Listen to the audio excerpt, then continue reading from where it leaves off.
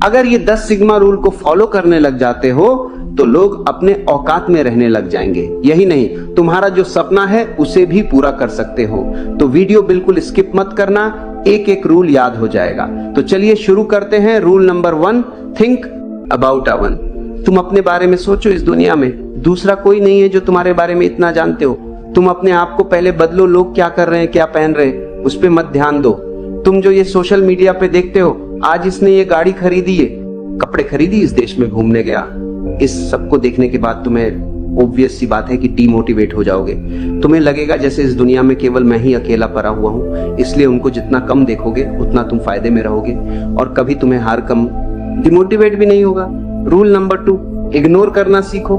अगर तुम्हारी जज 18 से 25 साल के बीच है तो ज्यादातर लोग इस एज में हार्मोन कंट्रोल नहीं कर पाते और लग जाते हैं लड़की के पीछे पीछे। वो 2 मिनट के खुशी के लिए तुम अपनी पूरी जिंदगी दांव पर लगा देते हो। तुम अपने अंदर इतना एटीट्यूड रखो कि लड़की कितनी भी खूबसूरत हो, 1 सेकंड में इग्नोर करने की पावर होना चाहिए। तुम जिस दिन लड़की को इग्नोर करने लग जाओ, तुम्हारी आधी प्रॉब्लम वही सॉल्व हो जाएगा। रूल नंबर 3, अकेला रहना सीख लो और तुम्हें सीखना ही होगा। जितना कम हो सके उतना अपने दोस्तों के साथ कम घूमो और अपना सारा समय अपने लक्ष्य के ऊपर दो। और जो तुम्हारा दोस्त तुम्हें गलत आदत एडिक्ट बनाता हो, उससे आज से ही दूरी बना लो। वैसा दोस्त रखो जो तुम्हारी कुछ हेल्प कर सके। मैं तुम्हें एक कड़वी सच्चाई बताता हूँ, 90% से भी ज्यादा ऐसे दोस्त होते हैं जो तुम्हें आगे बढ़ते हुए नहीं देखना चाहते। तो अपना दोस्त बहुत सोच समझ कर रखो ताकि तुम समझदार हो। रूल नंबर 4, अपनी वैल्यू बढ़ाओ। अपनी वैल्यू बढ़ाने का एक निंजा टेक्निक बताता हूँ, ध्यान से सुनना।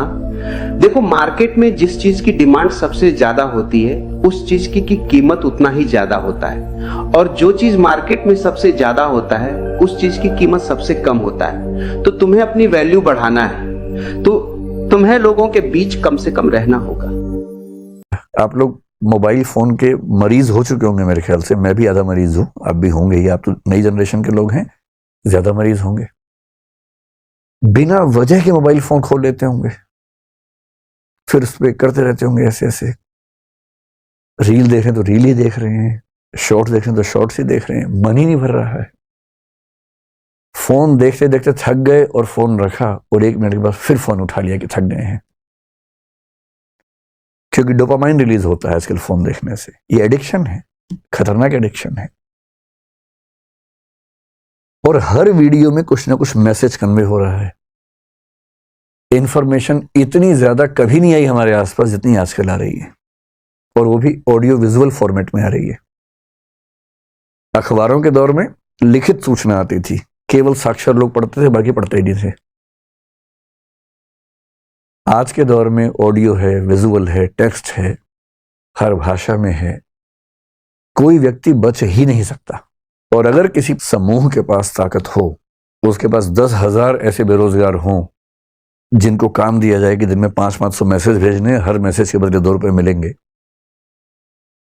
तो कोई समूह पूरे समाज को अपने तरीके से सोचने के लिए मजबूर कर सकता है।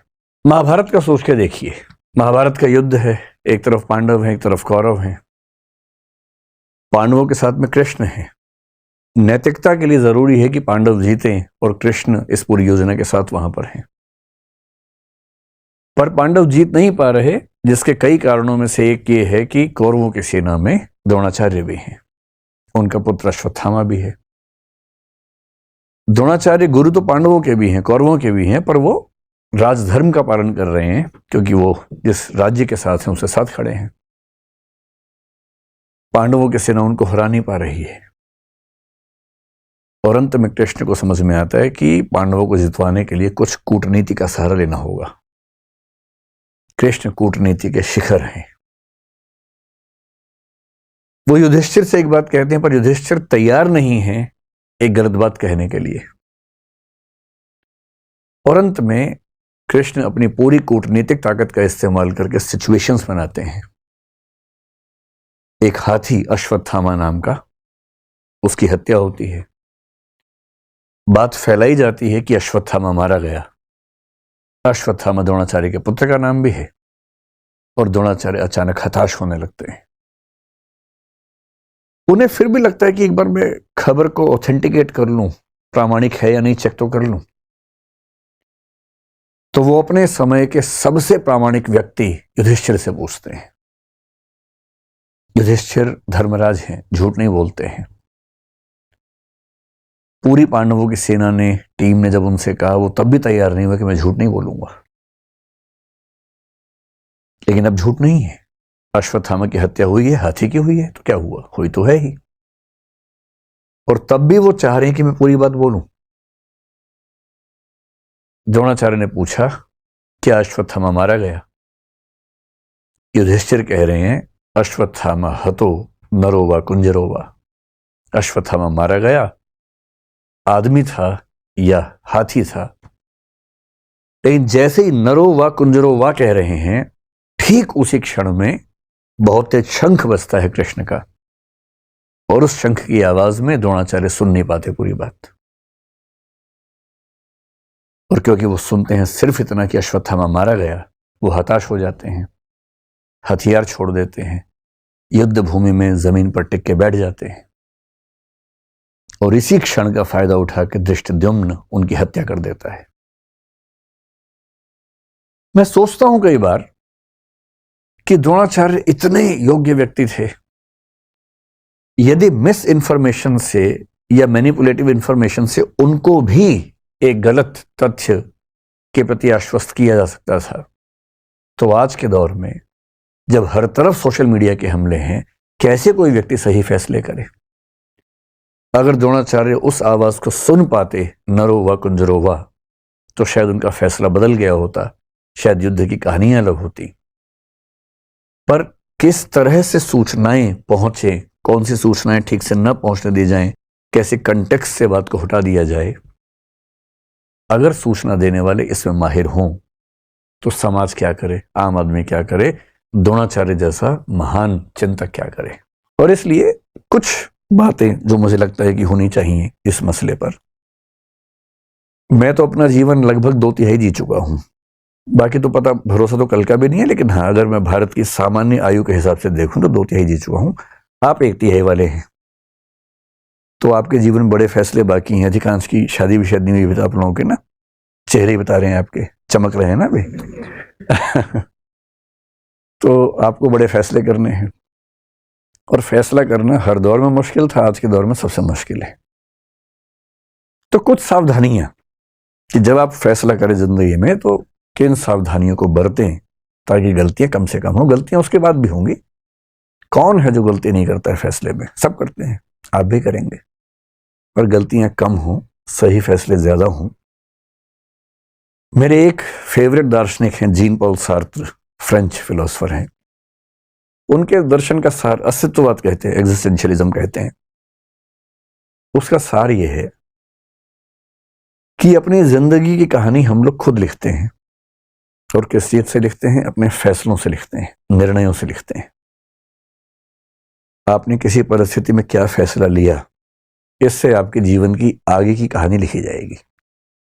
इसलिए मुझे लगता है कि टॉपिक थोड़ा सा महत्वपूर्ण है, तो इसका नाम रख लेते हैं निर्णय। सही निर्णय लेने में क्या क्या सावधानियां होनी चाहिए, बेसिक सी बात इतनी सी है। जब आपके मन में कोई सवाल है तो सवाल पूछिएगा, पहले मैं अपनी बात रखता हूं, फिर आप सवाल पूछिएगा। जब भी कोई निर्णय लेने की प्रक्रिया में आप उतरते हैं, सबसे पहला स्टेप क्या है? सबसे पहला स्टेप है ये देखिए कि निर्णय की प्रक्रिया में उतरने से पहले आप निष्पक्ष और तटस्थ हैं या नहीं हैं। एक शब्द होता है तटस्थ, जिसको अंग्रेजी में बोलते हैं न्यूट्रल। तटस्थता को न्यूट्रलिटी बोलते हैं। इससे मिलता जुलता एक प्रसंग है निष्पक्ष, या निष्पक्षता कह लीजिए, इसको बोलते हैं इम्पार्शियल होना या इम्पार्शियलिटी एज ए क्वालिटी। ये मैं कह रहा हूं कि निर्णय की प्रक्रिया में उतरने से पहले, बाद में तो जो होगा देखेंगे। जैसे हमारा समाज इस समय बहुत सारे सामाजिक राजनीतिक मुद्दों से घिरा हुआ है।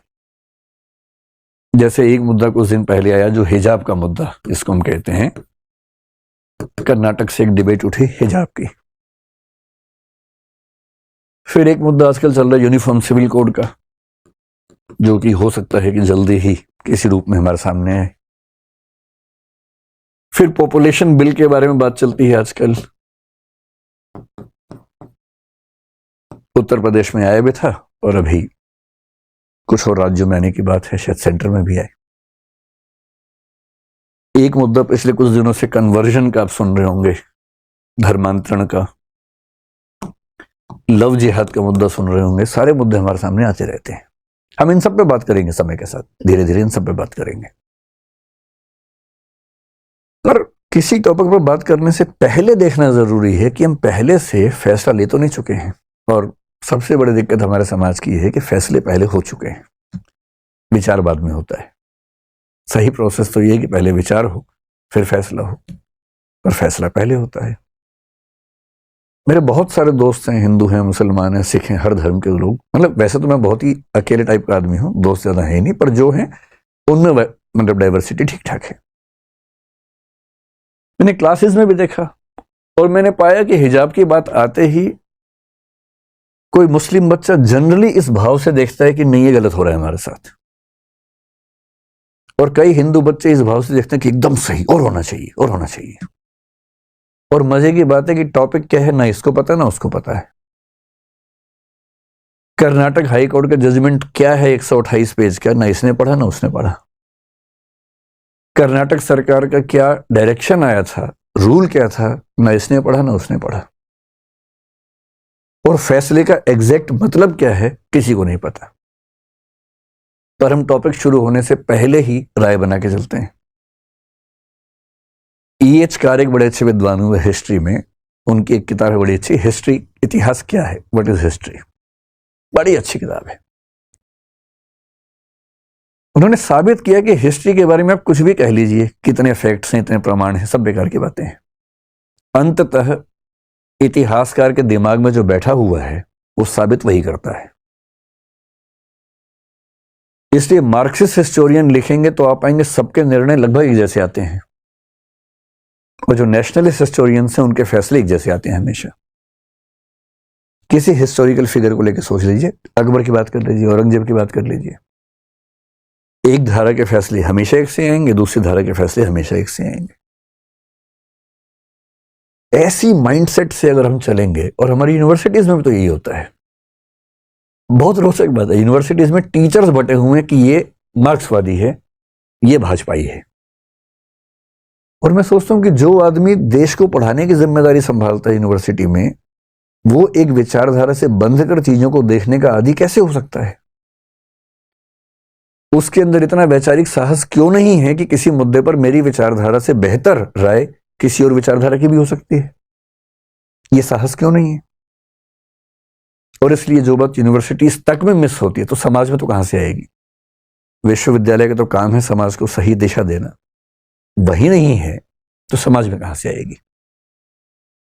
पहले कोशिश कीजिए न्यूट्रल होने की, तटस्थ होने की, कि मुद्दे को समझने से पहले ना मैं इस तरफ हूं ना मैं उस तरफ हूं। हिजाब की बात है, मुझे नहीं पता, मैं पहले स्टडी करूंगा पूरा। स्टडी करने के बाद मामला ठीक लगेगा तो मैं कहूंगा हाँ ये ठीक है, गलत होगा तो बोलूंगा गलत है। पहले क्यों फैसला करूं? ये तो बहुत बेसिक सी बात है। न्यूट्रलिटी ही जब रियल सिचुएशंस में आती है उसको बोलते हैं निष्पक्षता, impartiality in the specific situations. और ध्यान रखना है, निष्पक्ष नहीं रह पाने के भी दो तरीके होते हैं। निष्पक्ष का मतलब है कि भाई मैं एक्स और वाई के झगड़े में ना एक्स की तरफ हूं ना वाई की तरफ हूं। जैसे मान लीजिए दो बच्चों में झगड़ा हो जाए और उनमें से दोनों की मम्मियां नीचे आ जाएं। जनरल परसेप्शन ये है कि मम्मी बच्चों के झगड़े में अपने बच्चे का पक्ष लेगी। ये ऐसा नहीं कि सोशल कंस्ट्रक्ट की बात हो रही है, बायोलॉजिकल लेवल बात चल रही है, क्योंकि मदर्स का लव आमतौर पे अनकंडीशनल माना जाता है। और ये बात मैं जो कह रहा हूं मैं अफवाहों के बेस में नहीं कह रहा हूं। एरिक फ्रॉम बहुत बड़े मनोवैज्ञानिक है, उनकी किताब है द आर्ट ऑफ लविंग, उसके बेस पे कह रहा हूं। मदर्स का लव आमतौर पर अनकंडीशनल होता है कि मेरा बच्चा परेशान है तो फिर मैं अपने बच्चे के साथ हूं। मुझे विचारधाराओं से, राष्ट्र, समाज, राजनीति, इन सबसे मतलब नहीं, मुझे बच्चे से मतलब है। इसलिए यदि कोई मदर बहुत ऑब्जेक्टिव है अपने बच्चे के मामले में तो बहुत बड़ी बात है। जनरली इस बात की संभावना ज्यादा है कि वो थोड़ा सा उसके पक्ष में खड़ी होगी। पिता लोग जिस प्रोसेस से आगे बढ़ते हैं उसमें इस बात का खतरा ज्यादा होता है या संभावना ज्यादा होती है कि वो ऐसे मामलों में बहुत ज्यादा अपने बच्चे के पक्ष में झुके हुए ना दिखें। कभी कभी नहीं भी होंगे, लेकिन उसमें भी खतरा है। कभी कभी हम खुद को इम्पार्शियल दिखाने के लिए दूसरे पक्ष में झुक जाते हैं।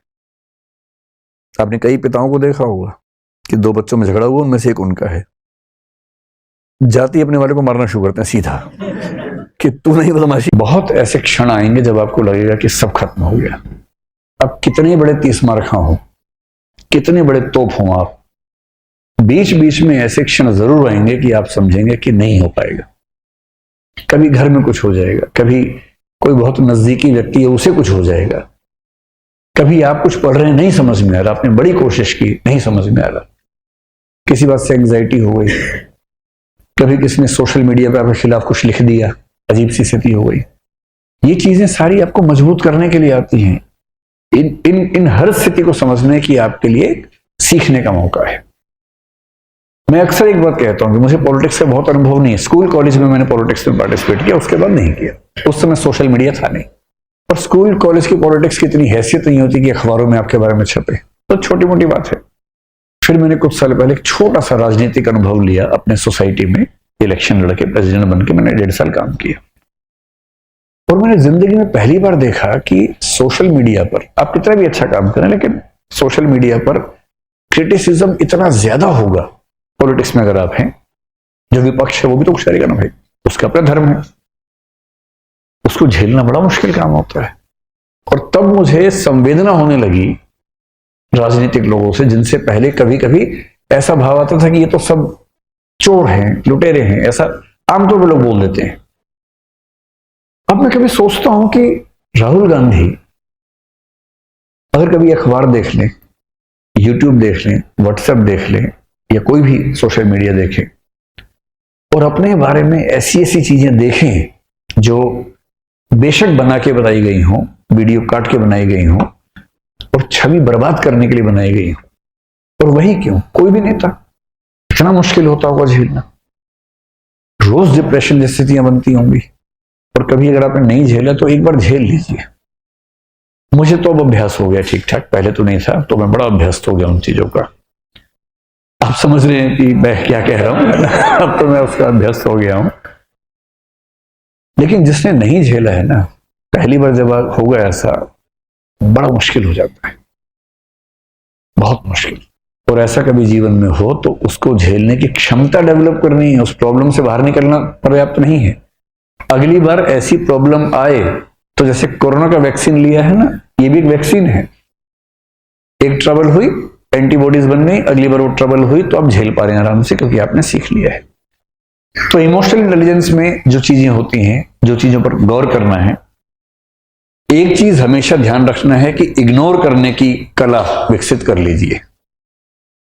देखिए, इस जिंदगी में इतने तनाव है, पहले बहुत तनाव है, तनावों को आमंत्रित मत कीजिए। इतने मोर्चे पहले खुले हैं, और मोर्चे मत खोलिए अपनी तरफ से। तैयारी पर फोकस कीजिए, जो जरूरी है जिंदगी में वो सब करते रहिए। अनावश्यक युद्ध मत लड़िए, और अपनी इमोशनल स्ट्रेंथ को बचा के रखना है। वो तभी होगा जब आप बहुत सारी चीजों को इग्नोर कर सकें। कोई आपका मजाक बना रहा है, क्लास में किसी ने कुछ बोल दिया, लड़ना नहीं है, इग्नोर करना है। आप किसी को पसंद करते हैं मान लीजिए, और उसने किसी और को पसंद कर लिया, तो ये नहीं कि तेजाब की बोतल खरीद के घूम रहे हैं उससे पीछे पीछे, ये तमाशा नहीं करना है। ये गधेपन का चरम लक्षण है। जीवन में सीखने के लिए बहुत जरूरी चीज है ये सीखना कि मुझे रिजेक्ट किया जा सकता है।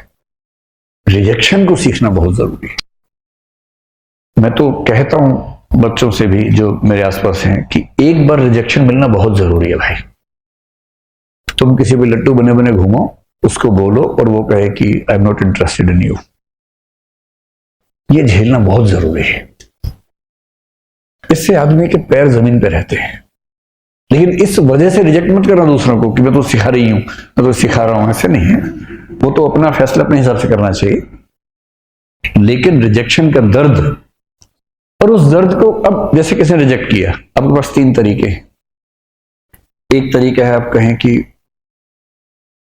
छोड़ूंगा नहीं, अब मैं रात दिन तेरे बारे में ही सोचूंगा, अब मैं सुबह अपने घर से उसी टाइम निकलूंगा जब तू निकलेगी या तू निकलेगा, वहीं जाऊंगा जहां जहां तू जाएगी या जाएगा, मैं तेरा बॉडीगार्ड हूं, अब से सुबह तेरे पीछे पीछे आऊंगा, शाम तक पीछे पीछे घूमूंगा, क्योंकि मैं बेरोजगार हूं और मेरे दिमाग में इतनी आजादी नहीं है कि मैं कुछ और सोच सकूं जीवन में। मैं तुम्हारा बंधुआ मजदूर हूं, मैं तुम्हारा गुलाम हूं, मैं तुम्हारा स्लेव हूं। और ऐसे ही मूर्खों ने ऐसे गीत लिखे, जो तुमको हो पसंद वही बात कहेंगे, तुम दिन को अगर रात कहो रात कहेंगे। अजीब बात है भाई, तुम दिन को रात कहो मैं भी रात, मैं गधा हूं कि मैं रात कहूंगा दिन को यार। वही साहिर वाली बात, ले दे के अपने पास एक नजर ही तो है, क्यों देखे जिंदगी को किसी की नजर से, हम अपनी नजर से देखेंगे, क्यों किसी के पीछे पागल होंगे। भाई आपको कोई अच्छा लगा, आपने कहा, उसने मना कर दिया, बात खत्म हो गई। पूरी ग्रेशियसनेस के साथ, पूरी डिग्निटी के साथ रिजेक्शन को एक्सेप्ट कीजिए कि चलिए ठीक है, आपने मुझे मना कर दिया, आई एम सॉरी, आज के बाद मैं कभी आपको परेशान नहीं करूंगा। हाँ, याद रहेगा, और जीवन में कभी मिलेंगे तो मित्र की तरह मिलेंगे, दोस्त की तरह मिलेंगे, ये कह के ईमानदारी से हट जाइए, इसमें क्या दिक्कत है। दूसरा तरीका यह है कि जैसे एक फिल्मी गीत में कहा गया, तुम मुझको न चाहो तो कोई बात नहीं, किसी और को चाहोगी तो मुश्किल होगी। अरे यार, तुम ठेकेदार हो क्या? तुम मुझे नहीं चाह रही, कोई बात नहीं, जिंदगी भर कुंवारे बन के रहो, कुंवारन बन के रहो तो ठीक है, किसी और को चाहा तो मैं नाराज हो जाऊंगा। मैं अलाउद्दीन खिलजी हूं क्या? अजीब हाल है भाई, काहे खिलजी बन के घूम रहे हो? इससे अच्छा क्या है, चलिए कभी आप किसी और के साथ होंगे तो मैं बधाई देने के लिए आऊंगा। अगर आप सच में उससे प्रेम करते हैं, आप तो दरअसल खुद से प्रेम कर रहे थे, आप अपनी ईगो से बाहर निकल नहीं सकते। आप कह रहे हैं कि मुझसे प्रेम नहीं करते, कोई बात नहीं, इतनी आजादी दे रहा हूं, किसी और से किया तो आंख निकाल दूंगा। ये आप इससे प्रेम कर रहे हैं, या इसको वस्तु समझ के कब्जा करना चाह रहे हैं इसके ऊपर? आप ठेकेदार हैं इसके। ये ठेकेदारी अगर मन में आती हो, उसको मन से निकाल दीजिए, एक कायदे का इंसान बनिए। और सबसे अच्छा रास्ता है इग्नोर। किसी ने कहा कि मैं आपको पसंद नहीं करती हूं या नहीं करता हूं, आपने कहा ओके थैंक यू। उससे कहा थैंक यू क्यों? आपने कहा 4 रास्ते और खुल गए। अरे क्या हो गया इसमें, क्या है? और एक बड़ा प्रसिद्ध शेर मेरे नाम से लोगों ने बहुत फैला दिया, तू नहीं कोई और सही, नहीं कोई और सही। मेरा नहीं है वो, मैं तो यहां से सुनता हूं वहां बोल देता हूं, मैं तो इतना ही करता हूं। इसका इस शेर के 2 फॉर्म्स हैं, एक फॉर्म दूसरा भी है। अगर तू है हर जाई तो अपना भी ये तौर सही, तू नहीं कोई और सही, कोई और नहीं कोई और सही। एक तो ये है, ये तो उनके लिए जब कोई हरजाई हो जाए, हरजाई का मतलब बेवफा हो जाए, है ना, ये तो उनके लिए है। अगर वो वाला मामला नहीं है, आपने गुलाब का फूल भेजा और वहां से गोभी का फूल आ गया वापस, इसका मतलब तो मुंह गोभी जैसा करने की जरूरत नहीं है, वहां उस अदा से बोलना है, तू नहीं कोई और सही, कोई और नहीं कोई और सही, बहुत लंबी है जमीन, मिलेंगे लाख हंसी, इस जमाने में सनम तू अकेली तो, या फिर तू अकेला तो नहीं। ऐसा थोड़ा ना कि केवल किसी पे होगा, किसी पे भी हो सकता है, दोनों पक्षों पे हो सकता है। इग्नोर करना सीखना है, कोई बात नहीं। और 2 दिन बाद कोई आपसे पूछे, यार तूने कार्ड दिया था, उसने तुझे रिजेक्ट कर दिया, कैसा लगता है? और आप कहें कौन? आपने कहा परसों उसने रिजेक्ट किया। किसने? उसे नाम बताया? बोले हाँ ऐसा कुछ हुआ तो था शायद। यार डिस्टर्ब मत करो, I am in relationship with someone else. क्या टेंशन लेनी है? वही व्यक्ति सामने से आ गया, उसने कहा आप कैसे हैं? आपने मैं तो ठीक ही रहता हूं। अब क्या होता है? अब और तब क्या होता है? नहीं मैंने 2 दिन पहले आपको मना किया था। आप हैं कौन? अच्छा हाँ चेहरा देखा वो लग रहा है। लोड नहीं लेना है एकदम जिंदगी में, इग्नोर करना है। और दूसरे लोग आपके बारे में 4 बुरी बातें बोले, टेंशन मत लो। मेरा तो तकिया कलाम हमेशा से है, दूसरे मेरे बारे में क्या सोचते हैं, अगर ये भी मैं सोचूंगा तो वो क्या सोचेंगे, सोचने दो।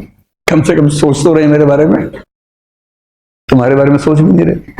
अगर कोई बोले ना कि तेरे बारे में ऐसे बात चल रही थी, अरे बात तो चल रही थी, तेरे बारे में तो बात भी नहीं चलती भाई, मेरे बारे में बात चलती है। आप मुझे प्यार करो, नफरत करो, इग्नोर नहीं कर सकते, ये क्या छोटी बात है। मतलब खुश रहने की वजहें ढूंढनी पड़ेंगी जिंदगी में, वो कोई आपको देगा नहीं। मैं सच्ची कहानियां सुनाना पसंद करता हूं, झूठ बोलने से बचता हूं। मैं आपको 3-4 छोटी छोटी कहानियां सुना रहा हूं। ये सारी कहानियां सच्ची हैं, 1-1% सच्ची हैं, पर मैं किसी का नाम नहीं लूंगा। जिनकी कहानी है उनका नाम नहीं लूंगा, उनकी प्राइवेसी का मामला है। पर हाँ, सच्ची कहानियां हैं। अच्छी बात है कि इन कहानियों के किरदार हम लोग नहीं बने, ईश्वर करे हम कभी ना बने, लेकिन कहानियां सच्ची हैं। जब मैं दिल्ली आया था 1990 में, मैं हरियाणा के एक शहर से, भिवानी से दिल्ली आया था पढ़ने के लिए। मेरे ड्रीम कॉलेज में हंसराज भी एक था, पर मेरा संयुक्त से मेरा एडमिशन जाकिर हुसैन में हुआ।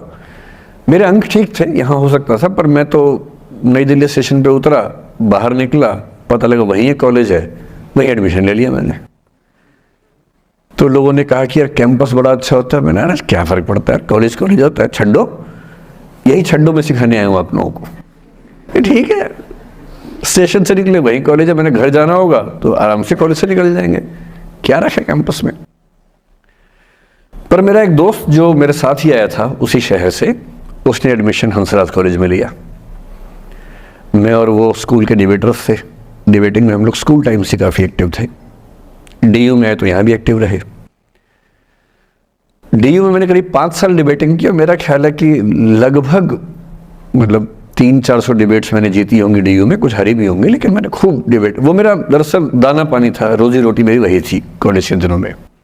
घर से पैसे मैं लेता नहीं था, मिलते भी नहीं थे, देना क्या था, मतलब ऐसी स्थिति भी नहीं थी उस समय मेरे घर में कि मिल सके। तो डिबेटिंग मेरा रोजगार था, एम्प्लॉयमेंट था मेरा, उससे काम चल जाता था आराम से।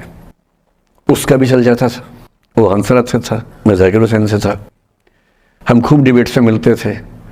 अक्सर ट्रॉफी या तो हम जीते थे या वो जीतता था, कोई भी जीते रूम पे ही आती थी, क्योंकि हम रूममेट्स थे, एक साथ ही रहते थे। वो मुझसे योग्यताओं के मामले में 21 था, बल्कि अगर वो 21 था तो मैं 15 ही रहा हूँगा या 12 रहा हूँगा, 22 या 21 तो नहीं रहा हूँगा, मुझसे बेहतर था योग्यताओं में, बड़ा अच्छा व्यक्ति था। ग्रेजुएशन के बाद मैंने एमए हिंदी साहित्य में एडमिशन लिया, जबकि बीए ऑनर्स हिस्ट्री में किया था मैंने। उसने तय किया कि वो कुछ और करेगा, प्रोफेशनल कोर्स करेगा, नौकरी करेगा, तो वो चला गया दिल्ली से। मैं दिल्ली में रहा। फिर मैं एमए के बाद तैयारी करने लगा यूपीएससी की। तब तक मैं यूजीसी जेआरएफ कर चुका था। पहला अटेम्प्ट दिया, प्रीलिम्स हो गया। मेंस मेरा 96 के मेंस की बात कर रहा हूँ, मेंस शुरू होने वाला था, 2 दिन रह गए थे। करीब 10 दिन पहले वो मेरे पास आया हुआ था दिल्ली में, मिलजुल के अच्छे से बात कर गया था। उन दिनों उसका एक प्रेम संबंध कहीं हमारी ही एक मित्र के साथ चल रहा था। हम सब दोस्त थे, तो उनमें से 2 लोगों का आपस में का अफेयर था। मुझे नहीं पता क्या हुआ, लेकिन मेरे मेन एग्जाम से 2 दिन पहले रात को 12 बजे एक फ़ोन आया और ये बताया गया कि मेरे दोस्त ने फंदा लगा के अपनी जीवन लीला समाप्त कर ली है। वो दिल्ली से दूर था कहीं,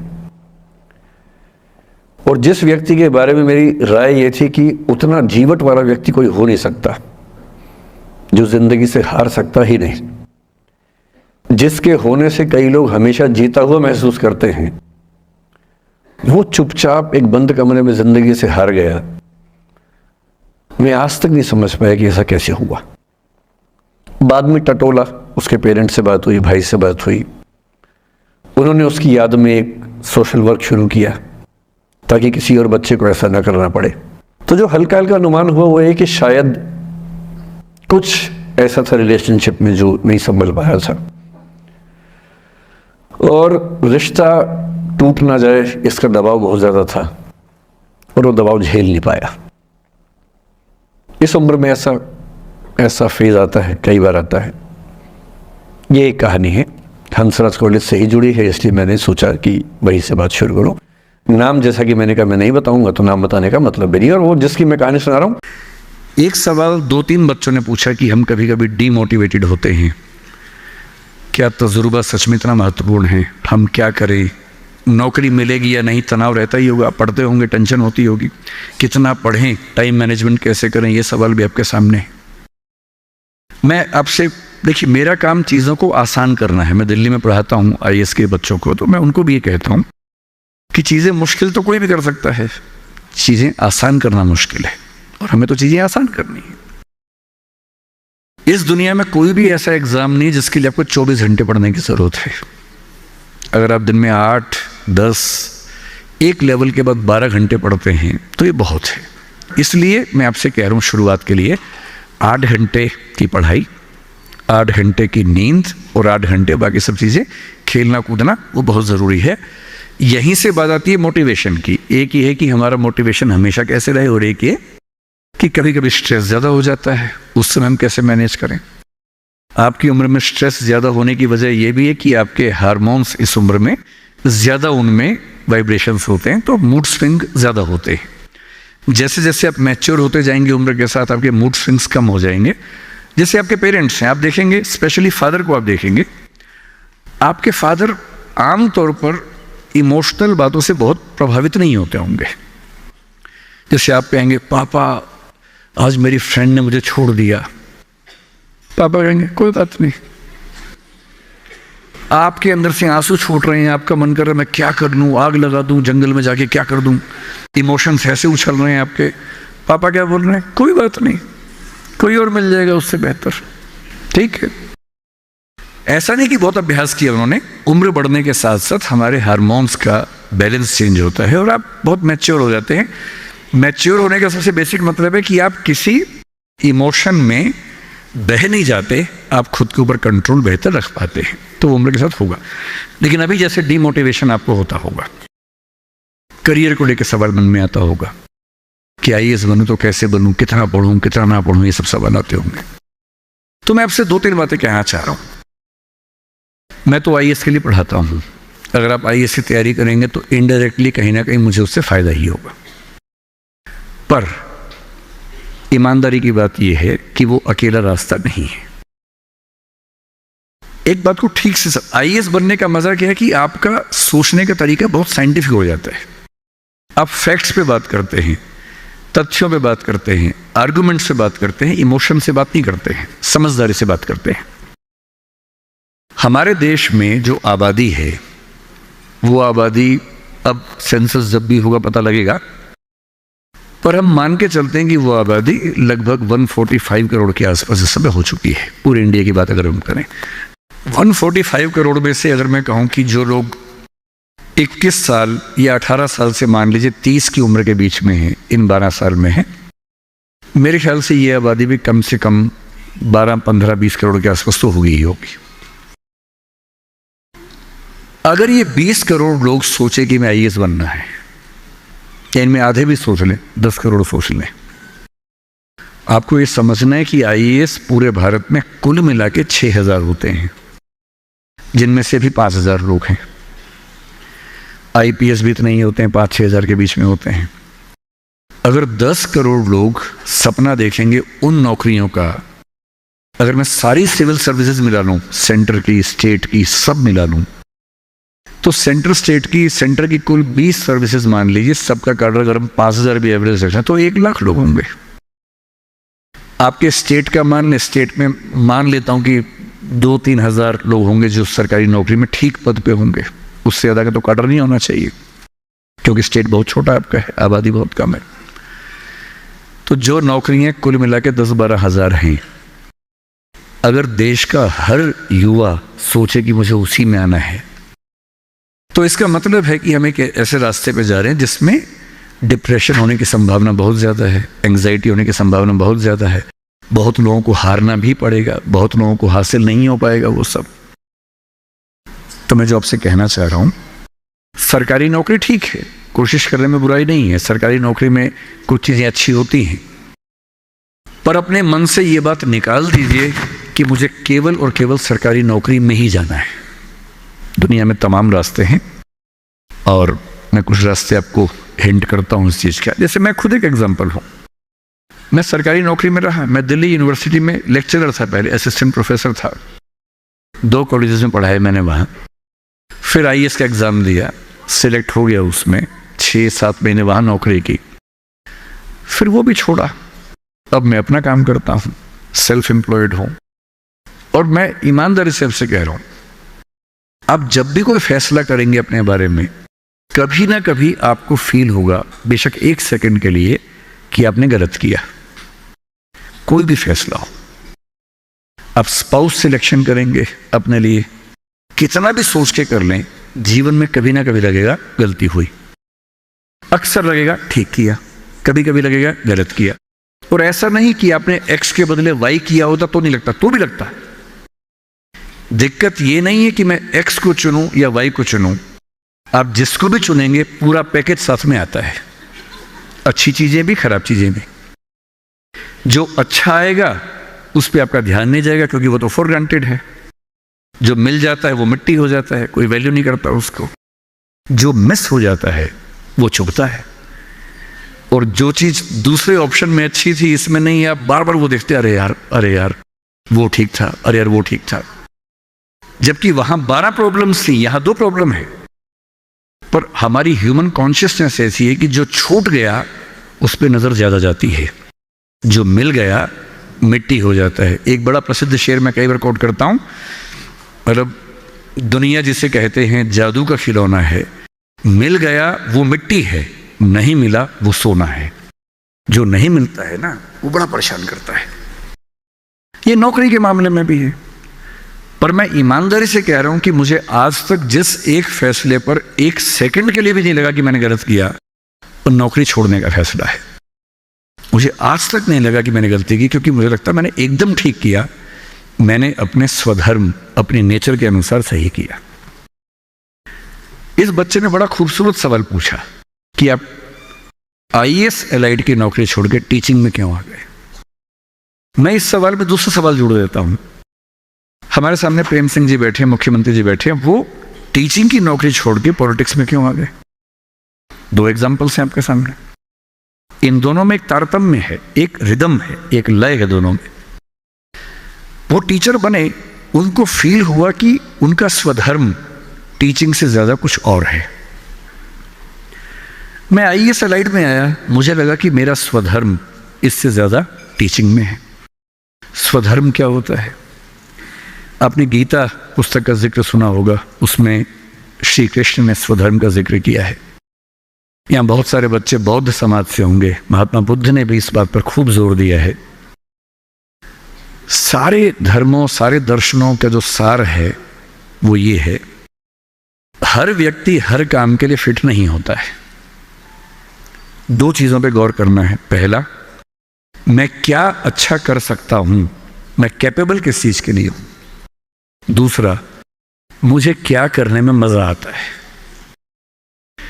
और जहां इन दोनों का इक्विलिब्रियम हो, जहां ये दोनों बातें मिल जाएं, वो आपका स्वधर्म है। यानी जैसे मैं सिंगर बनना चाहता था, पर मैं इतना गंदा गाता हूं कि मैं जब घर में गाता था, मेरे पेरेंट्स बोले तो मैं भारतीय सेना में चले जाना चाहिए, बिना बंदूक के विदेशी की तरह देख के गा देना, बस वैसे ही मर जाएंगे सारे के सारे। सही बात है भाई, ये भी ठीक बात है। तो मेरा मन था कि मैं सिंगर बनूं, पर गला कौवे जैसा भगवान ने दिया, कोयल जैसा नहीं दिया, तो मैं सिंगर नहीं बनूंगा। मेरे मन से क्या होता है, अच्छा लगने से क्या होता है भाई, सुने भी तो कोई मेरी बात को, मेरे गाने को सुने भी तो सही कोई। तो मेरा मन क्या करता है काफी नहीं है। 2 चीजें हैं, मैं क्या कर सकता हूं। मैं बचपन से स्कूल में डिबेटिंग करता था, मेरे पेरेंट्स ने मुझे बड़ा सपोर्ट किया, और बचपन से ही मेरे पेरेंट्स ने, टीचर्स ने कहा कि तुम कुछ ऐसा करना कि मंच पर रह सको, पॉलिटिक्स में जाओ, MP बनो। तब मेरा मन भी पॉलिटिक्स में आने का था, स्कूल लाइफ में बहुत ज्यादा मन था उस समय, बाद में नहीं रहा। तुम पॉलिटिक्स में जाओ, तुम वकील बनो, क्योंकि जब कोर्ट केस लड़ोगे तुम्हें बोलने की ताकत भगवान ने दी है, उसका इस्तेमाल करो। या टीचर बनो। टीचर की छवि हमारे समाज में बहुत अच्छी नहीं होती थी, हालांकि मेरे पेरेंट्स टीचर ही हैं दोनों, पर हमारे समाज में टीचर की छवि होती है। और हमारे देश का दुर्भाग्य है कि जो प्रोफेशन देश को गढ़ता है उसकी छवि बहुत अच्छी नहीं है। टीचर बनना बहुत लोगों का सपना नहीं है, मेरा तो है। और मेरा स्वधर्म, मैंने महसूस कर लिया कि मेरा स्वधर्म टीचिंग है। और स्वधर्म का मतलब वही दो बातें जो मैं कर सकता हूं और जो मैं करना चाहता भी हूं। आपके मुख्यमंत्री जी अच्छे टीचर रहे होंगे, पर उनको बार बार मन में आता होगा कि मैं जनता के बीच जाकर उनके साथ काम करके क्यों ना कुछ ऐसा करूं कि पॉलिसी मेकिंग में आऊं। उनका स्वधर्म उनको वहां खींच के ले गया तो उन्होंने वो किया।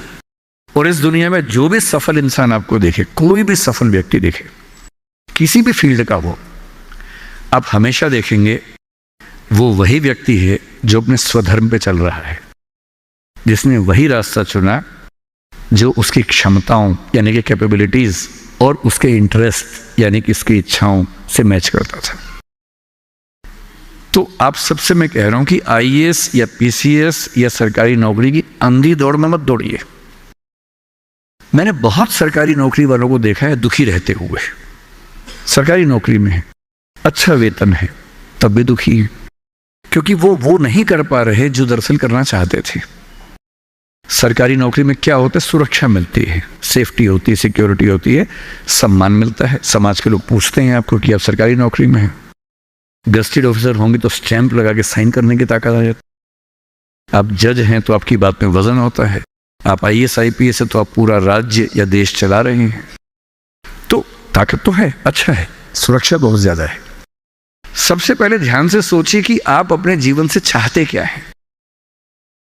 मैंने जब नौकरी की तो मैंने फील किया कि इस नौकरी से मेरी जो मूल जरूरतें हैं वो पूरी हो नहीं पा रही।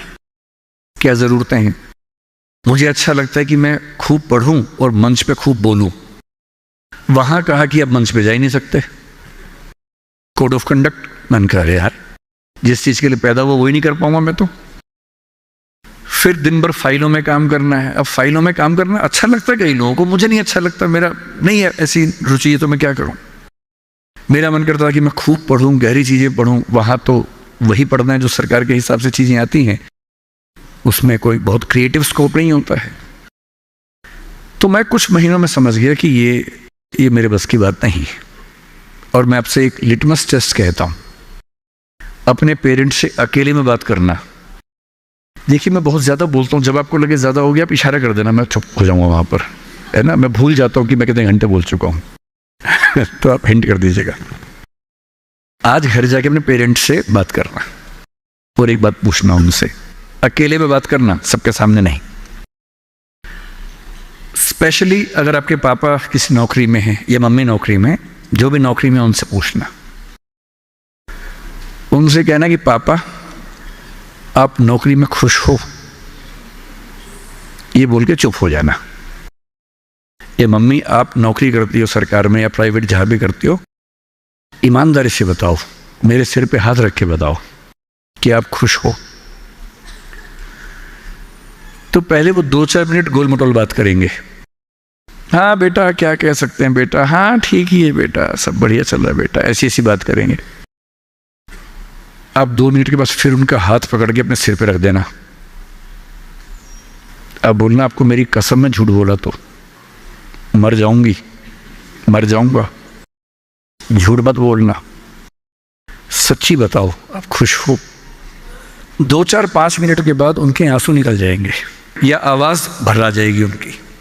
और मैं गारंटी दे रहा हूं आप 10 में से 9 पेरेंट्स कहेंगे बेटा खुश तो नहीं है पर क्या करे, क्या करे। तुम्हारा करियर बनाना है, तुम्हारी जिंदगी ठीक रहे, नौकरी छोड़ भी तो नहीं सकते। शायद बाद में जो पीएफ है उसके पैसे मिलेंगे, तुम्हें कॉलेज में पढ़ाना होगा, फीस इकट्ठी करनी होगी, घर बना के देना है, तुम्हारी शादी होगी, कैसे करूंगा, कैसे करूंगी। आप उनसे पूछना कि अगर आप 20 साल पीछे जा सको अपने इतिहास में, टाइम मशीन में आपको बिठा दिए, 20 साल पीछे ले गए और आपको 2 ऑप्शंस मिले, एक यही नौकरी करने का, एक कुछ और करने का, और ये एज्यूम करते हैं कि फाइनेंशियल सिक्योरिटी उतनी ही आपके पास रहेगी जितनी नौकरी में थी, एज्यूम कर लेते हैं। आप क्या करना चाहेंगे? गारंटी से बता रहा हूँ, मजाक नहीं कर रहा हूँ, गारंटी दे रहा हूँ कि 10 में से कम 7 या 8 कहेंगे मैं वो रास्ता चुनना चाहूँगा, ये नहीं चुनना चाहूँगा। इसलिए सिर्फ सिक्योरिटी ज़िंदगी में काम नहीं आती है, ज़िंदगी में बहुत कुछ काम आता है। और आपकी जनरेशन के सामने इतनी अपॉर्चुनिटीज़ हैं। हमारे सामने तो क्या था, हमने जब कॉलेज पास किया तो लोगों से पूछा आप क्या करें, तो लोगों ने कहा 2-3 रास्ते हैं, एक रास्ते IAS बन जाओ, एक है टीचर बन जाओ, एक वकील या जज वाला रास्ता है। तो हमने 2 रास्ते चुन लिए, टीचर और IAS। टीचर का चुना इसलिए मैंने MA किया, MPhil किया, PhD किया, UGC नेट JRF का एग्ज़ाम दिया कि ठीक है टीचर बन जाएंगे। तब तक IAS में इसमें लाइट में हो गया, तो वहाँ जाके देख लिया। जल्दी ही समझ में आ गया कि दोनों में उतना मज़ा नहीं आ रहा है, तो दोनों छोड़ दिया। लेकिन उस समय छोड़ दिया। अगर 2-4 साल कर लेता तो आज तक वही कर रहा होता, क्योंकि वो जो सुरक्षा है ना, दलदल जैसी होती है, एक बार दलदल में घुस गए बाहर निकलना बड़ा मुश्किल है। लेकिन आपकी जनरेशन का सोचिए, जब मैं अपने आसपास देखता हूँ, मेरे बहुत सारे दोस्त सोशल मीडिया पे काफ़ी सक्सेसफुल हैं, फिल्म इंडस्ट्री में हैं। उनमें से एक ने मुझसे पूछा कि सर मैंने 30 साल नौकरी की है और मैं अपनी फील्ड में लगभग टॉप पे हूँ। मान लीजिए मैं आपसे पूछूं, ये प्राइवेट सेक्टर की बात है, एक टीवी चैनल के टॉप व्यक्ति के बारे में बता रहा हूं मैं आपको। उसने कहा कि अगर मैं आपसे पूछूं कि मैंने ठीक किया या गलत किया तो आप क्या सलाह देंगे? मैंने कहा सलाह तो मैं क्या आपको दूंगा, आप मुझसे बड़े हैं, सलाह तो मैं आपसे ले लेता हूं बल्कि, लेकिन अगर आप मेरा ओपिनियन चाह रहे हैं तो मैं आपको केवल एक बात बता के समझाता हूं। मेरा अपना मानना यह है कि नौकरी अच्छी है, नौकरी से अच्छा है उद्यम, एंटरप्रेन्योरशिप या सेल्फ एम्प्लॉयमेंट। ये बात मैंने कई मंचों पे कही है। कुछ दिन पहले मैं दिल्ली का एक बहुत प्रतिष्ठित कॉलेज है, Shriram college of commerce SRCC, वहां मैं गया था। वहां मैंने बड़ा खुल के कहा कि स्टार्टअप करना नौकरी करने से बेहतर क्यों है, एक आर्गुमेंट दिया। वहां एक आर्गुमेंट छूट गया था, आज मैं आपको वो आर्गुमेंट बताता हूं। जब हम नौकरी करते हैं, मैंने उसी व्यक्ति को कहा कि जैसे आपने नौकरी की है, 30 साल हो गए, आपके पास 3-4 साल बचे होंगे। उसने कहा सर 3 साल बचे हैं, फिर मैं रिटायर हो जाऊंगा। मैंने कहा आपने जिंदगी भर में, मेरे ख्याल से आपकी महीने की सैलरी आजकल शायद 1.5-2-2.5 लाख रुपए होगी। आपने जिंदगी भर में ठीक ठाक पैसा कमाया होगा, पर जितना भी कमाया होगा लगभग उतना खर्च भी हो गया होगा, क्योंकि खर्चे भी तो बढ़ते हैं ना परिवार के समय के साथ। बच्चे हैं, करियर है। बोले हाँ सर, कुछ बचता नहीं है, बस ये है कि काम चल जाता है। मैंने कहा अब 4 साल में रिटायर होंगे, आपने एक घर जरूर खरीद लिया होगा नोएडा में। बोले हाँ सर, नोएडा में। नोएडा दिल्ली के पड़ोस में है, जहां कई लोग रहते हैं। दिल्ली में नौकरी करके घर खरीदना बड़ा मुश्किल काम है। तो दिल्ली में जो लोग नौकरी करते हैं, दिल्ली के आसपास घर खरीदते हैं। नोएडा एक जगह है, इंदिरापुरम एक जगह है, गुड़गांव एक जगह है, वहां आमतौर पर घर खरीदते हैं, जो दिल्ली से सस्ता मिल जाता है और अच्छा घर मिल जाता है। मैंने कहा अब रिटायर हो जाएंगे, रिटायरमेंट के बाद कितने पैसे आपके पास होंगे, जिंदगी भर की बचत?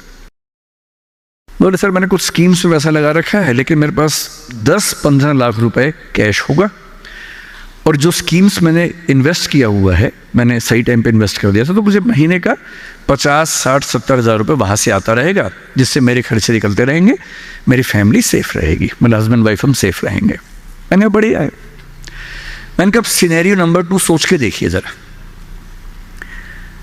फिर मैंने ये भी पूछा आपके बच्चे करते क्या हैं? तो उन्होंने कहा कि सर मेरा एक बच्चा तो सॉफ्टवेयर की दुनिया में है, एक बच्चा मेरा मीडिया में ही, जर्नलिज्म में ही काम करना चाहता है, वो अभी पढ़ रहा है, जल्दी ही नौकरी शुरू कर देगा। मैंने कहा जब वो नौकरी शुरू करेगा उसकी सैलरी क्या होगी? बोले सर शुरुआत तो 30-35 हज़ार से होनी चाहिए, धीरे धीरे फिर परफॉर्मेंस के हिसाब से सैलरी बढ़ जाएगी उसकी। मैंने कहा चलिए अब चैनल चेंज कर लेते हैं। मान लीजिए कि आपने 30 साल पहले नौकरी की जगह अपना उद्यम शुरू किया होता। लेट अस एज्यूम, मैं जानता हूं कि अपना उद्यम करने में खतरा ज्यादा होता है, बहुत ज्यादा होता है। 1000 में एक उद्यम बेहद सफल होता है, जिसको आप देखते हैं अखबारों में, स्टार्टअप, और वो क्या बोलते हैं, यूनिकॉर्न। यूनिकॉर्न का मतलब एक सींग वाला घोड़ा, ऐसा घोड़ा जिसका एक सींग हो। एक माइथोलॉजी है यूरोप की, उसमें यूनिकॉर्न का जिक्र आता है।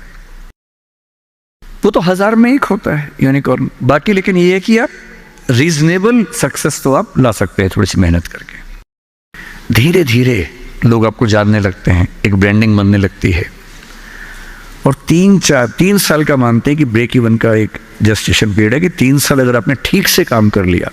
एक ये फॉर्मूला आप भी समझ लें, दुनिया में कोई भी काम हो, कितना भी मुश्किल हो, अगर आपने 3 साल उस पर ठीक से खर्च कर दिए तो मान के चलिए कि उसमें आपको सक्सेस मिलनी तय हो जाएगी। 3 साल का गोल्डन रूल है। तो मैंने उस व्यक्ति से कहा कि अगर आपने 3 साल स्ट्रगल कर ली होती, अपना काम शुरू किया होता, लेट अस एज्यूम, और सफल हो जाते। I am preparing for competitive exam. तो होता क्या है कि एक स्टूडेंट के लाइफ में डिसिप्लिन बहुत इंपॉर्टेंट है वाइल यू आर प्रिपेयरिंग। सो उस डिसिप्लिन को कैसे मेंटेन करा जाए। फॉर एग्जांपल जैसे मैंने अगर एक स्ट्रैटेजी बनाई, 8 दिन 10 दिन वो स्ट्रैटेजी चली, लेकिन फिर ऐसा एक बीच में ब्रेक आता है कि वो स्ट्रैटेजी ब्रेक हो जाती है, देन आई कंफर्ट जोन में मैं आ जाता हूँ वापस से। तो सर उस डिसिप्लिन को कैसे मेंटेन करके रखूँ for long period of time, so that I can be grow in my career. तो आपको क्लियर है कि आपको ये एग्जामिनेशन क्रैक करना है। जी सर। आपको ये भी क्लियर है कि उसके लिए डिसिप्लिन ज़रूरी है। बिल्कुल सर। फिर वो मेंटेन क्यों नहीं हो पा रहा है, आप बताइए, उसके पीछे क्या रीज़न है? सर एक्चुअली आई फील कि जब एक पीरियड आता है कि जहाँ पर मुझे लगता है कि नहीं अब आई एम इन कंट्रोल, अब मैं आगे बढ़ सकता हूँ, आगे उस चीज़ को फॉलो कर सकता हूँ, आगे अपने दिन को बढ़ा सकता हूँ अपने अकॉर्डिंगली। बट ऐसा एक मोमेंट आता है कि फॉर एग्जांपल मैंने कुछ देर मोबाइल चला लिया, कुछ दिन मैंने किसी से ऐसे बात कर ली जिस पे मेरा ध्यान वहाँ से भटक गया, तो सडनली वहाँ से क्या होता है कि जो रूटीन है वो धीरे धीरे कम होते जाता है, और जो मेरा पुराना लाइफ स्टाइल है वो धीरे धीरे उस पर हैवी होते जाता है, और उसको फिर वापस से फॉलो करना उस रूटीन को काफ़ी मुश्किल हो जाता है। बेसिकली यहाँ पर प्रॉब्लम क्या है कि एक तरफ आपकी बायोलॉजी है जिसको आपके इस एग्ज़ाम से कोई मतलब नहीं है, उसको सिर्फ इस चीज़ की पड़ी है कि मेरे को सेंसरी प्लेजर्स कहीं से भी किसी भी तरीके से मिल जाए, मतलब मेरे को मज़ा आता रहे, मुझे कुछ करना ना पड़े, बढ़िया से बढ़िया सेंसेशंस मिलती रहे, जो भी हमारे सेंसेस के थ्रू होती है, जितनी भी सेंसेशंस होती हैं, जितनी भी तरह की प्लेजर्स होते हैं, वो प्लेजर्स मिलते रहे और पेन ना हो। Yes sir. तो बेसिकली जो फंडामेंटली जो प्रॉब्लम है वो ये है कि अब या तो ये जो पढ़ाई आप कर रहे हो, ये जो तैयारी कर रहे हो, ये प्लेजर होता उससे बड़ा या एटलीस्ट उतना ही जितना कि वो है, वो जो सेंसरी प्लेजर्स हैं आपके लिए, है ना। बट ऐसा तो है नहीं, क्योंकि अगर वो होता तो ये क्वेश्चन ही नहीं उठता। Yes sir.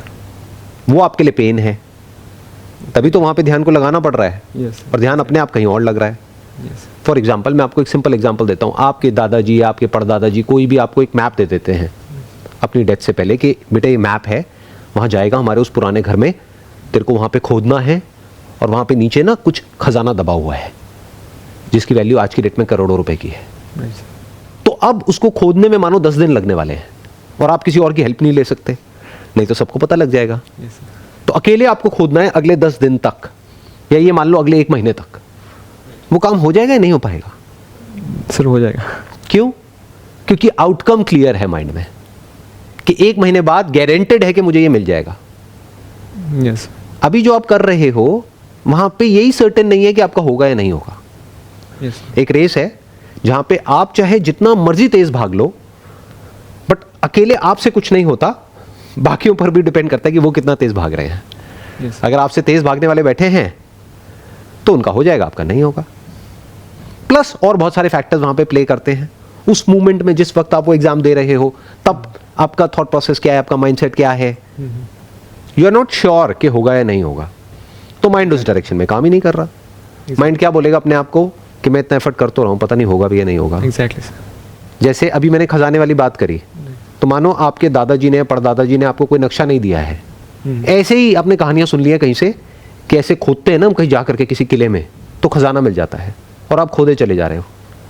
कब तक खोदते रहोगे? सर गोल ही क्लियर नहीं है, कहाँ जाना है, क्या करना है। नहीं, गोल तो क्लियर है, क्योंकि आपने कहानियां सुनी हैं बहुत लोगों से कि ऐसे ऐसे कुछ महल होते हैं पुराने, उनके आसपास में पहले के ज़माने में क्या होता था, कुछ घर होते थे, वहाँ पे लोग ना अपने सोने के चांदी के सिक्के गाड़ के रखते थे। तो ये 4 घर है, अगर चारों को खोदोगे तो एक आध में से कहीं ना कहीं से कुछ ना कुछ मिल जाएगा। लेकिन कहानियाँ हैं, उसकी होने की प्रोबेबिलिटी बहुत कम है। हो सकता है, इम्पॉसिबल नहीं है, बट प्रोबेबिलिटी क्या है? मे बी 1%, 99% क्या है कि चारों को खोदोगे कुछ भी नहीं मिलेगा।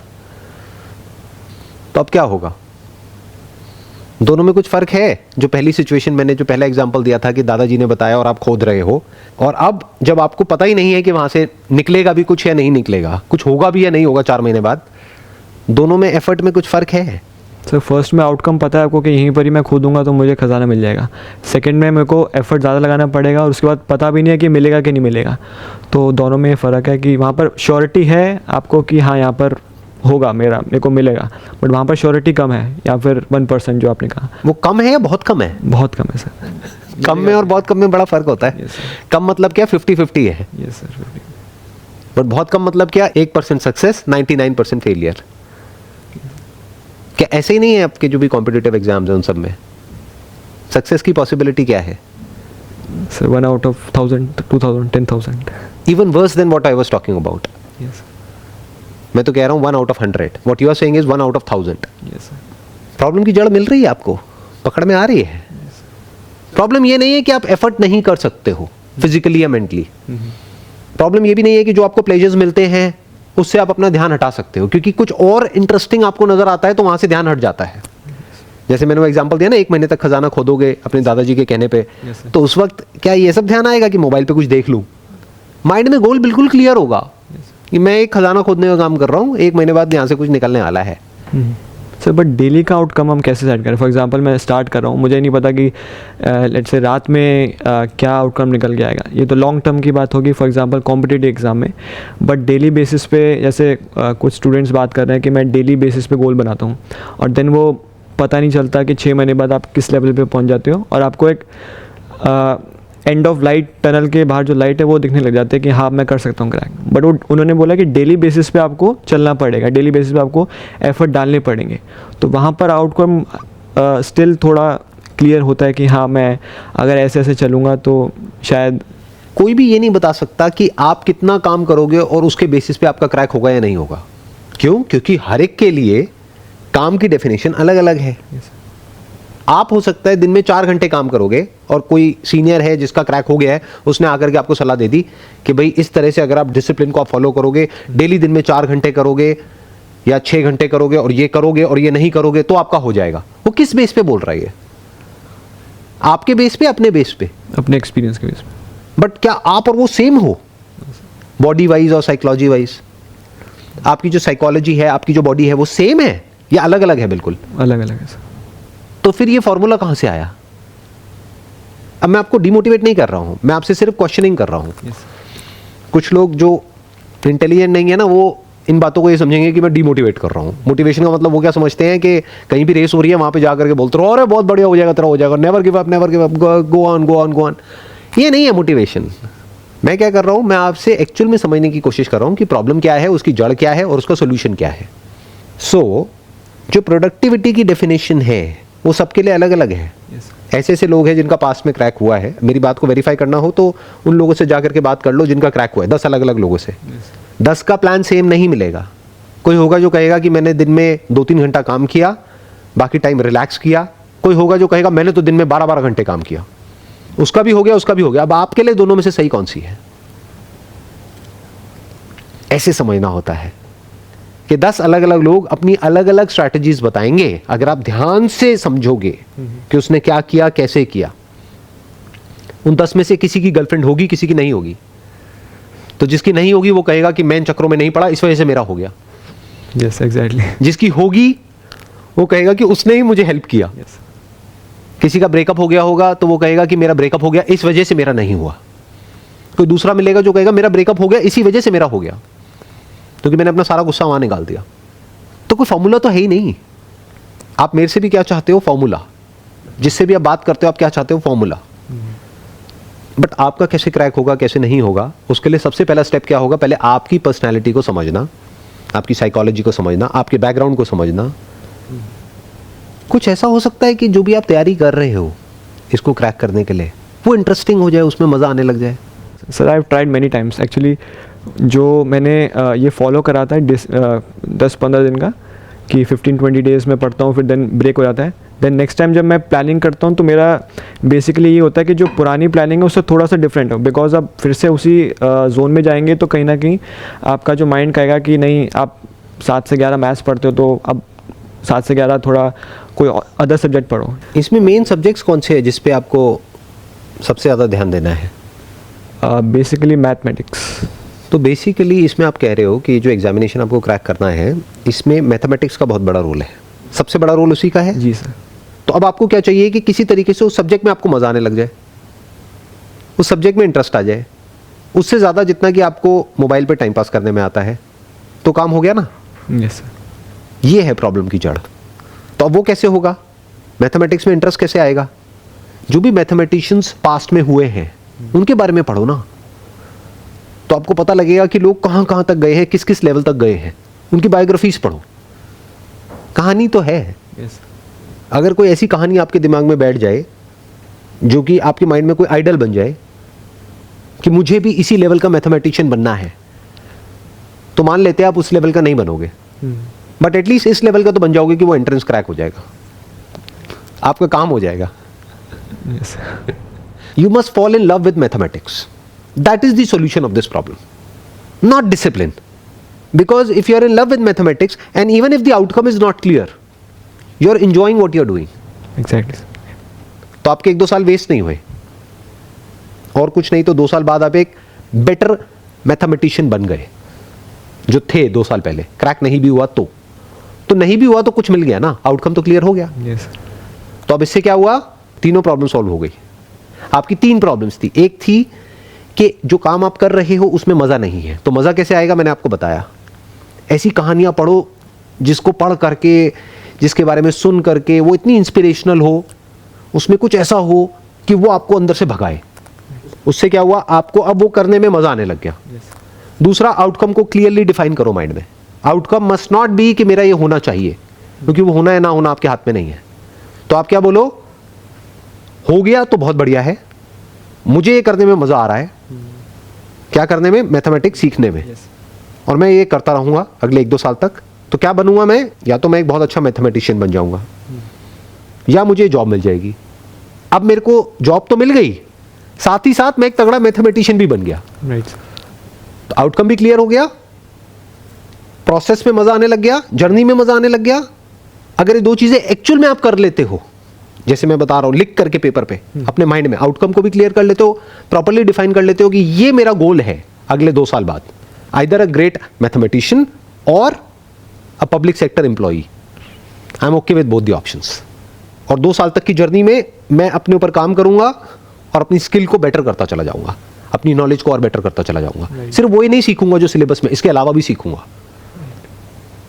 Now you are following in love with the subject and the journey. तो जब ये होगा तो क्या होगा, अपने आप ही ध्यान जो छोटे मोटे प्लेजर्स हैं वहां से हट जाएगा। वो सब चलेंगे साथ साथ में, बट कम, ऐसा नहीं छूट जाएंगे, बट उतने ही होंगे जितने की होने चाहिए। प्यास लगी, पानी पिया, काम खत्म। भूख लगी, खाना खाया, काम खत्म। फिर वो सब चीजें भी बुरी नहीं है। क्यों? क्योंकि अगर आप इतना एफर्ट लगा रहे हो अपनी नॉलेज को बेटर करने में, तो आपको बीच बीच में रिलैक्सेशन भी तो चाहिए ना। तो वो सब एक रिलैक्सेशन का काम करेगा।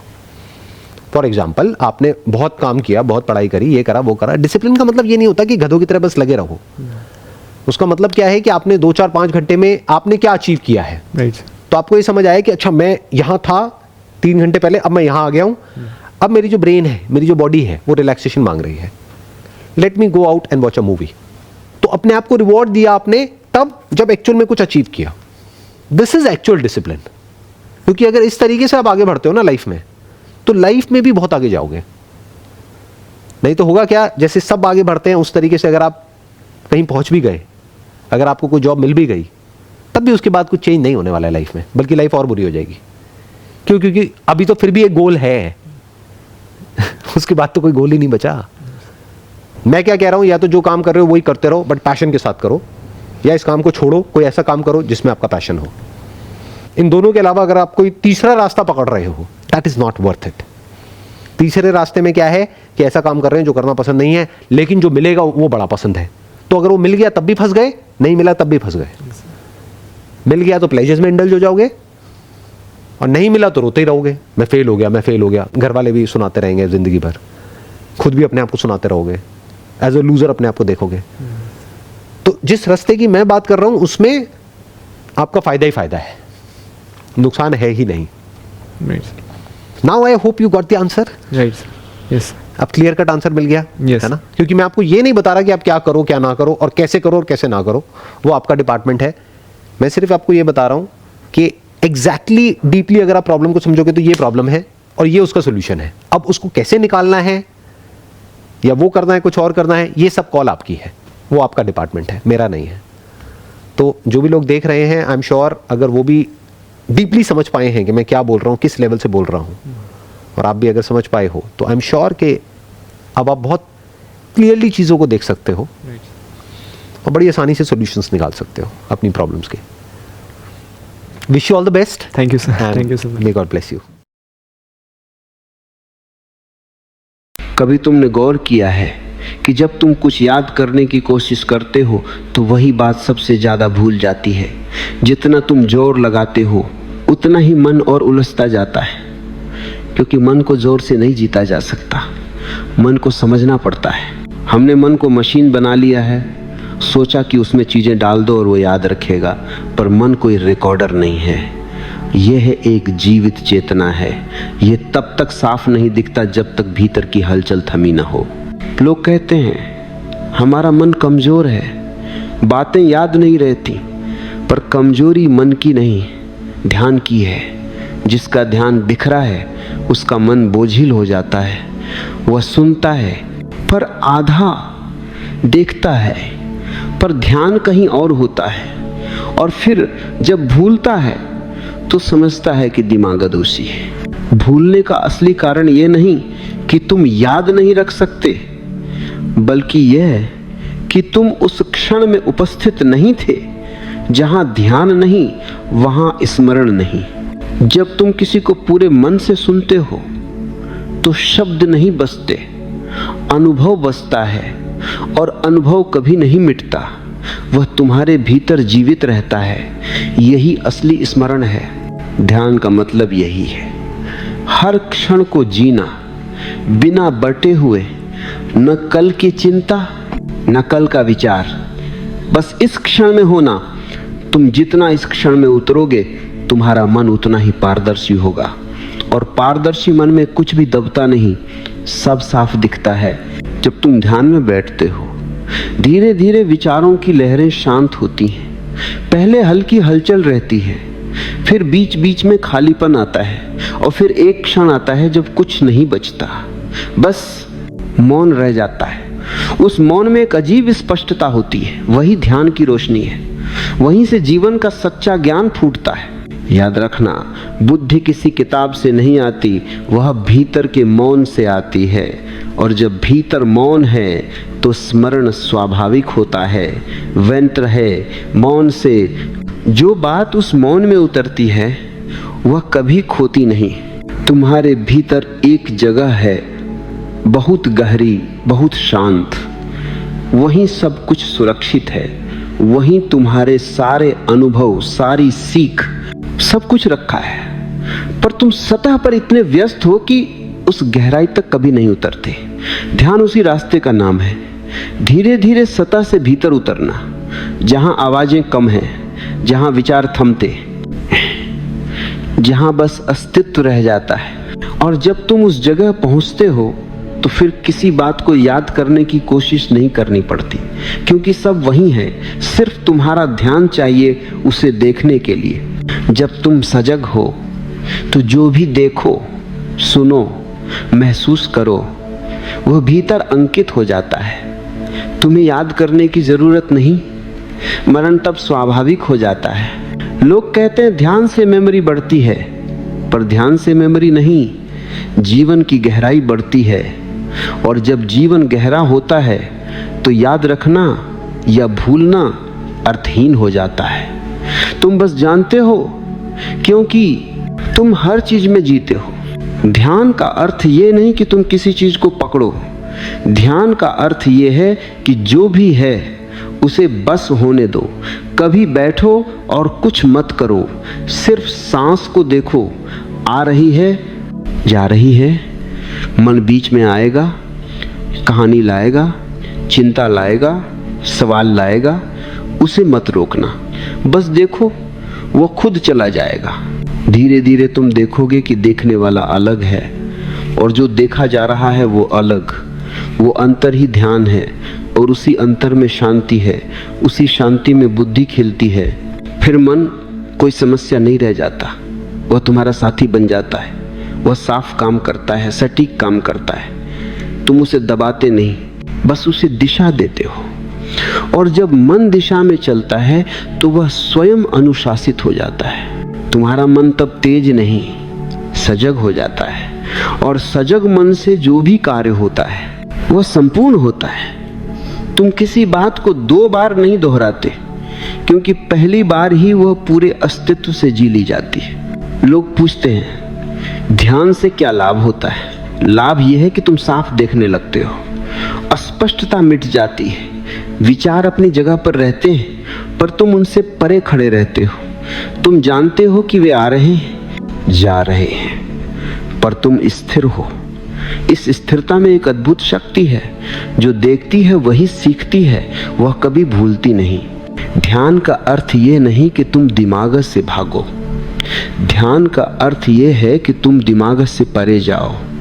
देखो कि ये दिमाग क्या कर रहा है, कब वह थकता है, कब उलझता है, कब साफ होता है। जब तुम उसे देखना सीखते हो तो वह अपने आप व्यवस्थित हो जाता है, तुम्हें सुधारना नहीं पड़ता। जैसे एक बच्चा अगर अकेला छोड़ा जाए तो वह खेलते खेलते थककर खुद सो जाएगा। अगर उसे बार बार टोकते रहो तो वह और शरारत करेगा। मन भी वैसा ही है, उसे देखो पर दबाओ मत, देखते रहो। धीरे धीरे वह खुद शांत हो जाएगा। फिर जो शेष बचेगा वह तुम हो, सिर्फ जागरूकता। वहीं से असली बुद्धि फूटती है, वहीं से हर बात का स्मरण खिलता है। जब तुम ध्यान में गहराई से उतरते हो तो तुम्हारा मन उस झील की तरह हो जाता है जिस पर एक पत्ता भी गिरे तो लहर उठे। हर छोटा अनुभव स्पष्ट हो जाता है, वो कहीं खोता नहीं, क्योंकि अब भीतर कोई शोर नहीं है। ये वही अवस्था है जहाँ ध्यान और स्मरण एक हो जाते हैं। वहाँ कुछ याद नहीं करना पड़ता, वहाँ बस देखना होता है, और जो देखा गया है वह हमेशा के लिए तुम्हारा हिस्सा बन जाता है। ध्यान तुम्हें सिखाता है कि जीवन को जोर से नहीं जीना, बल्कि धीरे से, प्रेम से, सजगता से जीना। हर सांस को महसूस करना, हर शब्द को सुनना, हर चेहरे को देखना जैसे पहली बार देख रहे हो। जब ये दृष्टि आ जाती है तो जीवन बदल जाता है। तब भूलना असंभव है, क्योंकि तुम अब अनुभव में जी रहे हो, विचार में नहीं। विचार भूल जाता है, अनुभव नहीं। जो अनुभव में जिया गया है वह हर बार ताजा रहता है, वही असली स्मरण है। मन को सुधारने की जगह उसे समझो, उसे देखो कि वो कैसे दौड़ता है, कैसे पकड़ता है, कैसे डरता है। जब देखना शुरू करते हो तो मन खुलता है, ढीला पड़ता, और उसी ढीलेपन में उसका संतुलन लौट आता है। ध्यान कोई तकनीक नहीं है, यह जीवन का तरीका है। धीरे धीरे जीना, हर काम में थोड़ा मौन रखना, थोड़ी सांस महसूस करना, थोड़ा ठहरना। जब तुम ये सीख लेते हो तो जीवन की गति बदल जाती है। फिर कुछ याद करने की जरूरत नहीं रहती, हर चीज अपने आप सही जगह पर बैठती है। ध्यान मन को बोझ नहीं बनाता, वह उसे पारदर्शी बना देता है।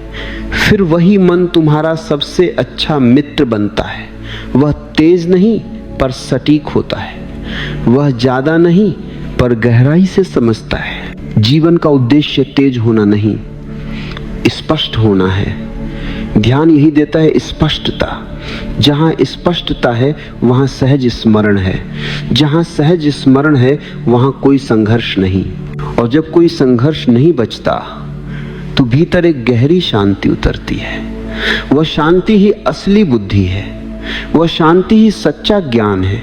अब बस बैठो थोड़ी देर, सांसों को महसूस करो किसी विचार को पकड़ो मत, जो उठे उसे आने दो, जो जाए उसे जाने दो। धीरे धीरे तुम्हें अनुभव होगा कि बीच में एक खामोशी है, वही तुम हो, वही तुम्हारा सच है, वही सब कुछ सुरक्षित है, वही तुम हो, वही तुम्हारा सच है, वही सब कुछ सुरक्षित है।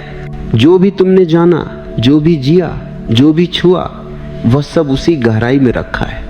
कभी उस गहराई में उतर जाओ, तुम पाओगे कि कोई चीज खोई नहीं, कुछ भी मिटा नहीं, सिर्फ सतह पर धूल जमी थी। लोग सोचते हैं कि समय बीतने से यादें मिट जाती हैं, पर समय मिटाता नहीं, सिर्फ तुम्हें ऊपर ऊपर बहा ले जाता है। जैसे झील में कोई पत्ता गिरा हो, वह नीचे का पानी नहीं छूता, बस सतह पर बहता रहता है।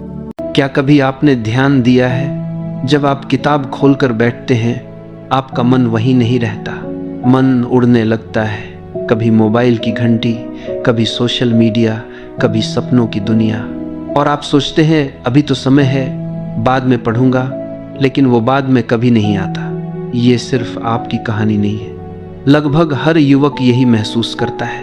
मन एक जंगली घोड़े जैसा है। आप चाहते हैं कि वह एक दिशा में चले, लेकिन वह कहीं और भागने लगता है। सोचते हैं मैं बुद्धिमान हूं, मेहनत की क्या जरूरत, लेकिन बुद्धि अकेले कुछ नहीं कर सकती। बुद्धि बीज है, बीज चाहे कितना भी अच्छा क्यों न हो, अगर मिट्टी, पानी और धूप न मिले तो वह अंकुरित नहीं होगा। वैसे ही अगर बुद्धि को अनुशासन, ध्यान और लगन न मिले तो वह भी सूख जाएगी। इतिहास में ऐसे कई लोग थे जो होशियार थे लेकिन असफल रहे, और कितने साधारण लोग जिन्होंने अनुशासन, ध्यान और लगन से खुद को मजबूत बनाया, आज भी उन्हें याद किया जाता है। तो सवाल ये नहीं कि आप बुद्धिमान हैं या नहीं, सवाल ये है कि आप अपने मन को साध सकते हैं। अगर मन बिखरा हुआ है तो जीवन भी बिखर जाएगा। अगर मन केंद्रित है तो जीवन की राहें साफ हो जाएंगी। आपके सपने डॉक्टर, इंजीनियर, व्यापारी या कुछ और सिर्फ बुद्धि से पूरे नहीं होते, वे पूरे होते हैं अनुशासन, लगन और मन पर काबू से। मन की आदत है भटकना। आप बैठेंगे पढ़ाई के लिए और मन भागेगा, चलो मोबाइल देख लेते हैं, वही थोड़ी देर घंटों में बदल जाएगी। दिन निकल जाएगा, रात बीतेगी, समय चला जाएगा और आप कहेंगे आज भी कुछ नहीं किया। याद रखिए, समय सबसे बड़ा शिक्षक है। अगर आपने समय खो दिया तो वह फिर लौट कर नहीं आएगा, लेकिन अगर आपने समय को पकड़ लिया तो वही समय आपको सफलता के शिखर तक ले जाएगा। अब सवाल यह है, मन को कैसे साधा जाए, मन को कैसे अनुशासित किया जाए। इसके लिए 4 साधारण नियम हैं। अगर आप इन 4 नियमों को जीवन में उतार लें तो आपका मन आपका साथी बन जाएगा, आपका दुश्मन नहीं। पहला नियम, अपने विचारों को संभालो। जब भी मन इधर उधर भागे तो खुद को याद दिलाओ, अभी मेरा समय पढ़ाई का है, ये सोचने का नहीं, ये सपने देखने का नहीं, ये मोबाइल देखने का समय नहीं। मन बार बार भागेगा, लेकिन आप उसे बार बार वापस लाएंगे। शुरू में कठिन लगेगा, लेकिन धीरे धीरे ये आपकी आदत बन जाएगी। मन जितना नियंत्रित होगा उतना ही शांत होने लगेगा। दूसरा नियम, अपने दिन का समय बांधो। जो भी काम करो एक समय तय करके करो। कब उठना है, कब पढ़ना है, कब आराम करना है। अगर बिना समय के जीते हो तो मन आपको हर पल धोखा देगा, लेकिन समय बांध लेने पर मन धीरे धीरे उसी क्रम में ढल जाएगा। समय बांधना ही अनुशासन का पहला कदम है। जो इंसान अपने समय को बांध लेता है वो अपनी जिंदगी को भी बांध लेता है। तीसरा नियम, अपने जीवन से व्यर्थ के प्रलोभनों को दूर करो। सोचो, आप पढ़ाई कर रहे हो, किताब सामने है, लेकिन मोबाइल भी पास है। हर थोड़ी देर में घंटी बजती है, संदेश आता है, वीडियो आता है, आपका ध्यान तुरंत वहीं चला जाता है। बस एक बार देख लेते हैं, लेकिन वही एक बार आधे घंटे में बदल जाता है। ये हर किसी के साथ होता है। याद रखो, मोबाइल, टीवी और बेकार की बातें ये छोटे दुश्मन नहीं हैं, ये आपके सपनों के सबसे बड़े दुश्मन हैं। अगर आप इन्हें नज़रअंदाज करते हो तो ये कुछ नहीं कर पाएंगे। लेकिन अगर बार बार इनके पीछे भागो तो ये आपको खोखला कर देंगे। जब भी पढ़ाई बैठो, मोबाइल को कमरे से बाहर रखो या बंद कर दो। अनुशासन का मतलब यही है, हर चीज को उसका सही समय और स्थान देना। पढ़ाई का समय पढ़ाई, आराम का समय आराम, मनोरंजन का समय मनोरंजन। अगर सब चीजें आपस में गड़बड़ हो जाएं, तो जीवन भी गड़बड़ हो जाएगा। चौथा और सबसे महत्वपूर्ण नियम, रोज अभ्यास करो। मन को साधना एक दिन का खेल नहीं है, ये कोई जादू नहीं है, ये एक यात्रा है। सोचो, अगर आप जिम जाते हो, पहले ही दिन 100 किलो उठा सकते हो? नहीं, पहले 5 किलो, फिर 10, फिर 20। धीरे धीरे ताकत बढ़ती है। वैसे ही ध्यान और अनुशासन भी धीरे धीरे आता है। रोज अभ्यास करो। आज 20 मिनट बिना भटके पढ़ाई करो, कल आधा घंटा, फिर 1 घंटा। धीरे धीरे आपका मन आपका मित्र बन जाएगा, आपका दुश्मन नहीं रहेगा। एक दिन ऐसा आएगा जब आप घंटों तक बैठे रहोगे, मन इधर उधर नहीं जाएगा, मन किताब पर रहेगा। तब आप समझोगे अनुशासन क्या है, ध्यान क्या है, अभ्यास क्या है। कल्पना करो, आप परीक्षा कक्ष में बैठे हो, सभी बच्चे घबराए हुए हैं, लेकिन आप शांत हो, आपका मन स्थिर है, क्योंकि आपने उसे साध लिया है। जीवन में सफलता संयोग नहीं है, यह रोज की मेहनत है, यह रोज का अभ्यास है, यह रोज का अनुशासन है। अब सोचो, आप तैयार हो रोज थोड़ा थोड़ा अभ्यास करने के लिए? अगर हाँ, तो कोई शक्ति आपको रोक नहीं सकती। आपके पास 2 रास्ते हैं। पहला, जैसे अब तक चल रहे हो वैसे ही चलते रहो, बहाने, टाल मटोल, पछतावा। दूसरा, आज से शुरुआत करो, छोटे छोटे कदम उठाओ, अनुशासन सीखो, मन को साधो, अपने सपनों को सच होते देखो। अगर सच में अपने सपनों से प्रेम है तो दूसरा रास्ता चुनो। सही समय कभी अपने आप नहीं आता, सही समय आप खुद बनाते हो। आज से लिखो, कल कितने बजे उठोगे, कब पढ़ोगे, कब आराम करोगे, सब लिखो। कल उस पर अमल करो, बस एक दिन के लिए। जब ये छोटी आदत बन जाएगी तो आपका जीवन बदल जाएगा। याद रखो, मन एक घोड़े की तरह है, अगर तुम उसे खुला छोड़ दो तो वह तुम्हें जहां चाहेगा वहां ले जाएगा। कभी बाजार, कभी फोन, कभी कल्पना। लेकिन अगर तुमने लगाम पकड़ ली तो वही घोड़ा तुम्हें तुम्हारी मंजिल तक ले जाएगा। असली अंतर यही है। बहुत लोग बुद्धिमान होते हैं, लेकिन अनुशासन से ही बुद्धिमानी चमकती है। अनुशासन बिना बुद्धिमानी बुझ जाती है। कई साधारण लोग भी आगे निकल जाते हैं, क्योंकि उनके भीतर एक ताकत होती है, लगन, दृढ़ता और अनुशासन। ये किसी किताब में नहीं मिलता, ये किसी गुरु से खरीदा नहीं जा सकता, ये आपको खुद बनाना पड़ता है। जैसे किसान खेत जोतता है, बीज डालता है, पानी देता है, धीरे धीरे फसल उगती है, वैसे ही मन की जमीन जोतनी पड़ती है, धैर्य का बीज बोना पड़ता है, अनुशासन का पानी देना पड़ता है, तब सफलता की फसल उगती है। अब सोचो, अगर आपने अभी से शुरुआत नहीं की तो कब करोगे? समय कभी रुकता नहीं। आज जो बीत गया वह लौट कर नहीं आएगा। कई लोग यही गलती करते हैं, वे सोचते हैं कल से शुरू करूंगा, लेकिन वह कल कभी नहीं आता। आज ही सही समय है, यही क्षण आपका है। अगर आप आज मन को साधने का पहला कदम उठाओगे तो कल उसकी शक्ति महसूस होगी और परसों वही शक्ति आपको सफलता की राह पर ले जाएगी। याद रखो, पहला, अपने विचारों को साधो, मन भटके तो धीरे से वापस लाओ। दूसरा, अपने दिन को बांधो, कब पढ़ना है कब आराम करना है ये पहले तय करो। तीसरा, व्यर्थ के प्रलोभन हटाओ, फोन, टीवी, गपशप सब दूर रखो। चौथा, रोज अभ्यास करो, धीरे धीरे लेकिन लगातार। अगर आप इन 4 नियमों को जीवन में उतार लो तो कोई शक्ति आपको रोक नहीं सकती। सफलता आपका पीछा करेगी, आपको भागना नहीं पड़ेगा। और जब एक दिन आप अपनी मंजिल तक पहुंचोगे तो पीछे मुड़कर देखोगे और मुस्कुराओगे।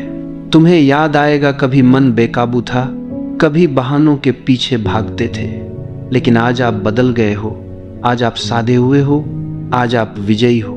सच्ची जीत दूसरों पर नहीं होती, सच्ची जीत खुद पर होती है। अगर आप अपने मन को जीत लोगे तो पूरी दुनिया आपके लिए खुल जाएगी। तो आज से यह प्रण लो, अपने मन को साधो, अनुशासन अपनाओ, अभ्यास करो, क्योंकि यही एक मार्ग है, यही असली क्रांति है, यही असली सफलता है। मनुष्य की सबसे बड़ी पीड़ा यह नहीं है कि वह पढ़ नहीं पाता, बल्कि यह है कि जो पढ़ लेता है वह टिकता नहीं। तुमने देखा होगा, तुम पढ़ते हो, पूरी निष्ठा से पढ़ते हो, पर कुछ समय बाद वही ज्ञान धुंधला हो जाता है, जैसे किसी ने पानी में लिख दिया हो। यह समस्या स्मृति की नहीं है, यह समस्या मन की अवस्था की है। मन जिस क्षण अशांत होता है उसी क्षण वह संग्रह तो कर लेता है पर संरक्षण नहीं कर पाता। तुम पुस्तकों से भरे हो पर भीतर खाली हो। तुम्हारे भीतर शब्द है पर अनुभव नहीं, और जहां अनुभव नहीं होता वहां स्मृति ठहरती नहीं। मन एक सराय है, यदि वहां शांति नहीं है तो यात्री ठहरता नहीं। आज का मन जल्दी में है, जल्दी में पढ़ता है, जल्दी में याद करना चाहता है, जल्दी में परिणाम चाहता है। यह जल्दी ही विस्मृति का मूल कारण है। मन जब दौड़ता है तो वह सतह पर ही रहता है। सतह पर जो कुछ भी आता है वह बह जाता है। गहराई में उतरने के लिए ठहराव चाहिए। पढ़ा हुआ तभी टिकता है जब पढ़ते समय तुम वहां उपस्थित हो। अधिकतर लोग शरीर से तो पुस्तक के पास होते हैं पर मन कहीं और भटक रहा होता है। ऐसी अवस्था में जो ज्ञान आता है वह केवल सूचना होती है, संस्कार नहीं। स्मृति मन की अलमारी नहीं है कि कुछ भी डाल दिया और वह सुरक्षित हो गया। स्मृति तो चेतना की गहराई है। जिस बात ने तुम्हें भीतर छुआ नहीं वह टिकेगी कैसे? तुम पढ़ते हो परीक्षा के लिए, नौकरी के लिए, तुलना के लिए।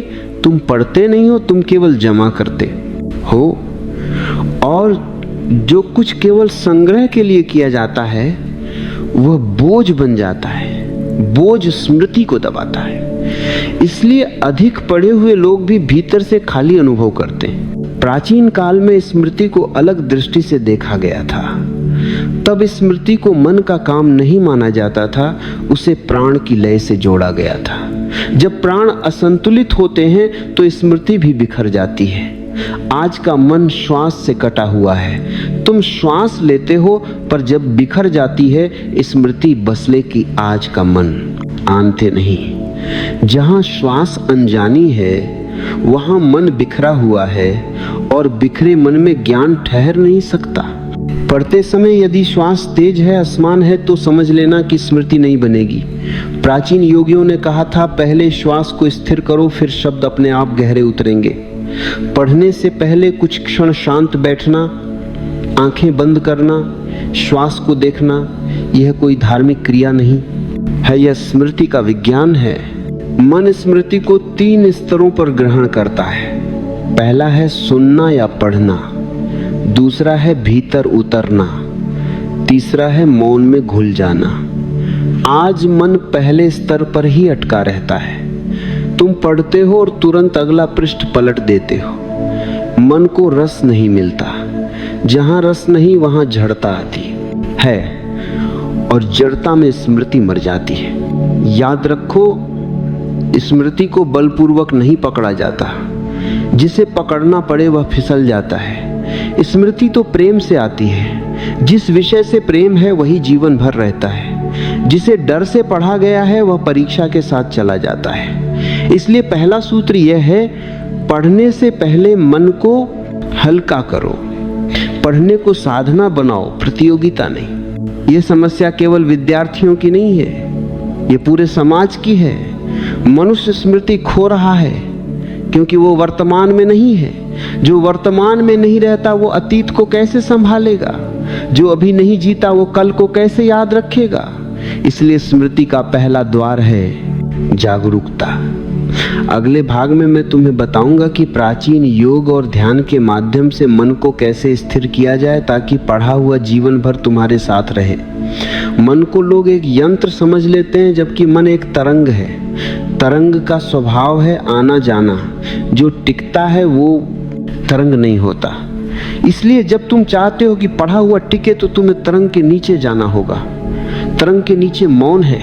मौन में स्मृति जन्म लेती है। जब मन विचारों से भरा होता है तब वह सुन तो लेता है पर ग्रहण नहीं करता। तुमने देखा होगा कोई बात तुमने सैकड़ों बार सुनी होती है पर एक दिन अचानक वही बात भीतर उतर जाती है।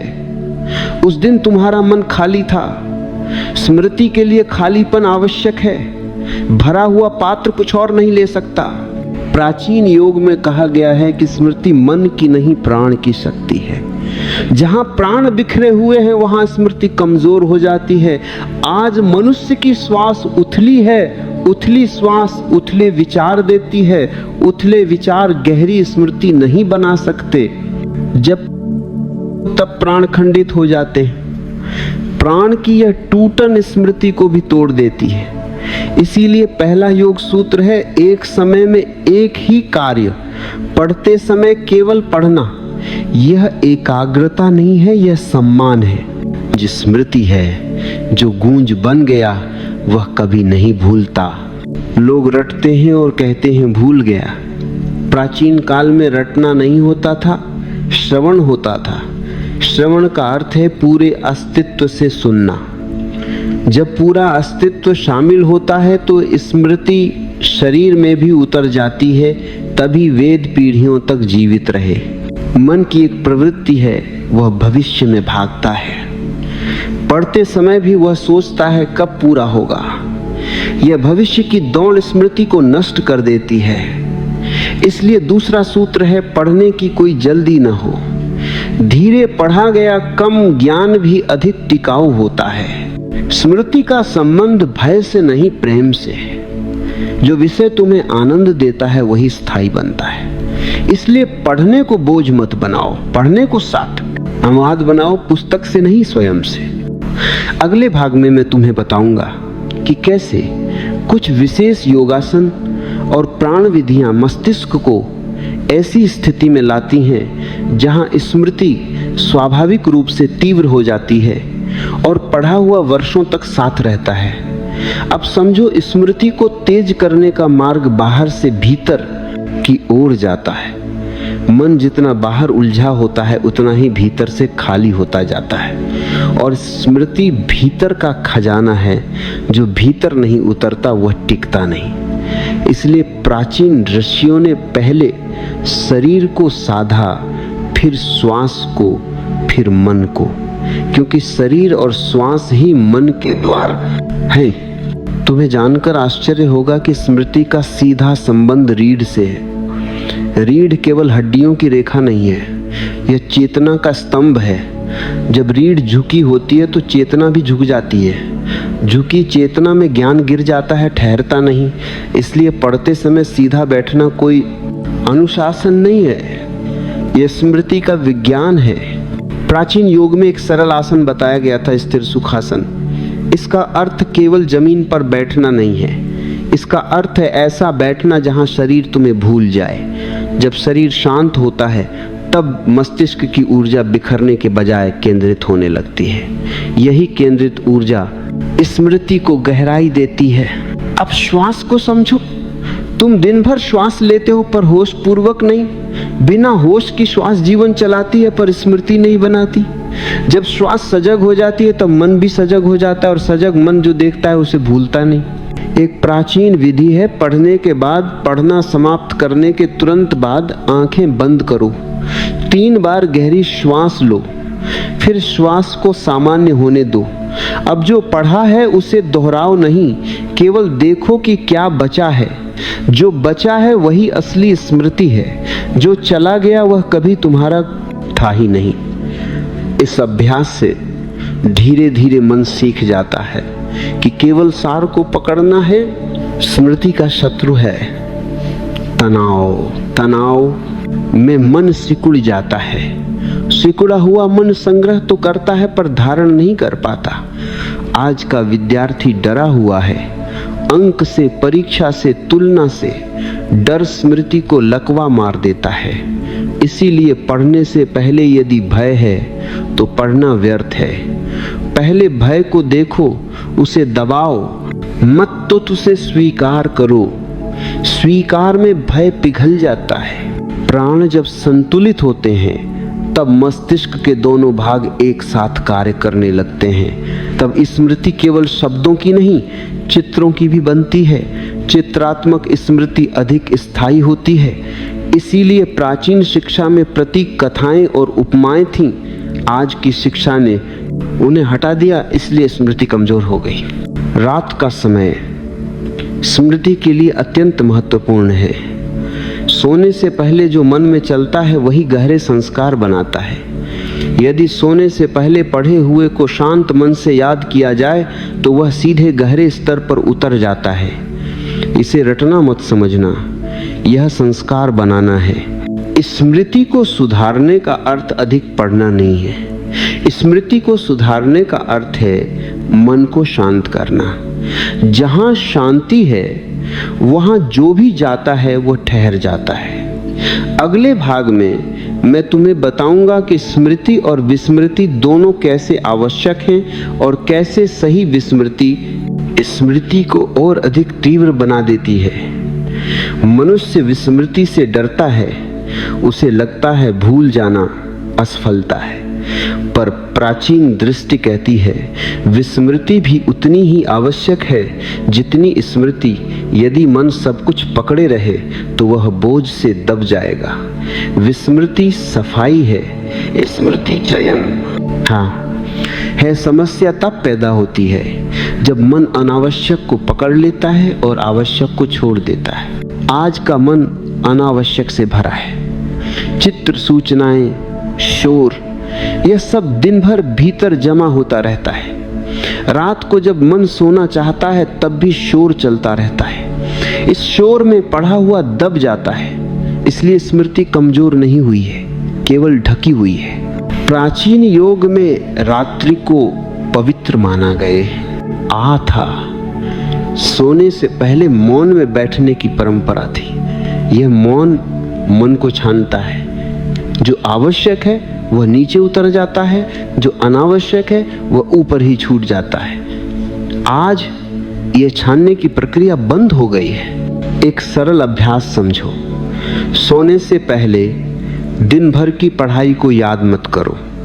केवल यह देखो कि कौन सा विचार सबसे अधिक जीवित है, उसी के साथ सो जाओ। यह चयन स्मृति को मजबूत बनाता है। जो बात नींद में जाती है वह वर्षों तक रहती है। स्मृति केवल मस्तिष्क की क्रिया नहीं है, यह पूरे शरीर में उतरती है। इसलिए जब तुम किसी बात को चलते फिरते दोहराते हो तो वह जल्दी टिकती है। प्राचीन काल में शिक्षा चलने, गाते, बोलने में दी जाती थी। शरीर को शामिल करने से स्मृति स्थायी होती है। अब विस्मृति के भय को छोड़ो। जो तुम्हारे योग्य है वह जाएगा नहीं, जो नहीं है वह रुकना भी नहीं चाहिए। मन जितना ढीला होगा उतनी स्मृति गहरी होगी। पकड़ोगे तो खोओगे, छोड़ोगे तो ठहरेगा। यह विरोधाभास है, पर यही सत्य है। स्मृति प्रयास से नहीं, विश्वास से आती है। जब तुम पढ़ते समय यह भरोसा रखते हो कि जो आवश्यक है वह भीतर उतर जाएगा, तब मन ढीला पड़ जाता है। ढीलापन स्मृति की भूमि है। प्राचीन ध्यान में कहा गया है, विचारों को हटाओ मत, उन्हें आने दो, जाने दो। यही नियम स्मृति पर भी लागू होता है। जो बार बार लौटे वही सार है, बाकी को जाने दो। आज लोग कहते हैं मेरी याददाश्त कमजोर है। नहीं, तुम्हारा मन थका हुआ है। थके मन में स्मृति दम तोड़ देती है। आराम विलास नहीं है, आराम स्मृति का पोषण है। अगले और अंतिम भाग में मैं तुम्हें बताऊंगा कि कैसे जीवन की शैली बदलने से स्मृति स्वयं विकसित हो जाती है और पढ़ा हुआ केवल याद नहीं रहता बल्कि तुम्हारा स्वभाव बन जाता है। प्राचीन दृष्टि में ब्रह्म मुहूर्त को महत्व दिया गया था। यह कोई धार्मिक आग्रह नहीं था। यह समय मन की सबसे स्वच्छ अवस्था का समय है। इस समय पढ़ा गया ज्ञान बीज की तरह भीतर गिरता है। दिन भर की धूल तब नहीं होती। यदि तुम सच में पढ़ा हुआ लंबे समय तक याद रखना चाहते हो तो सुबह को मित्र बनाओ।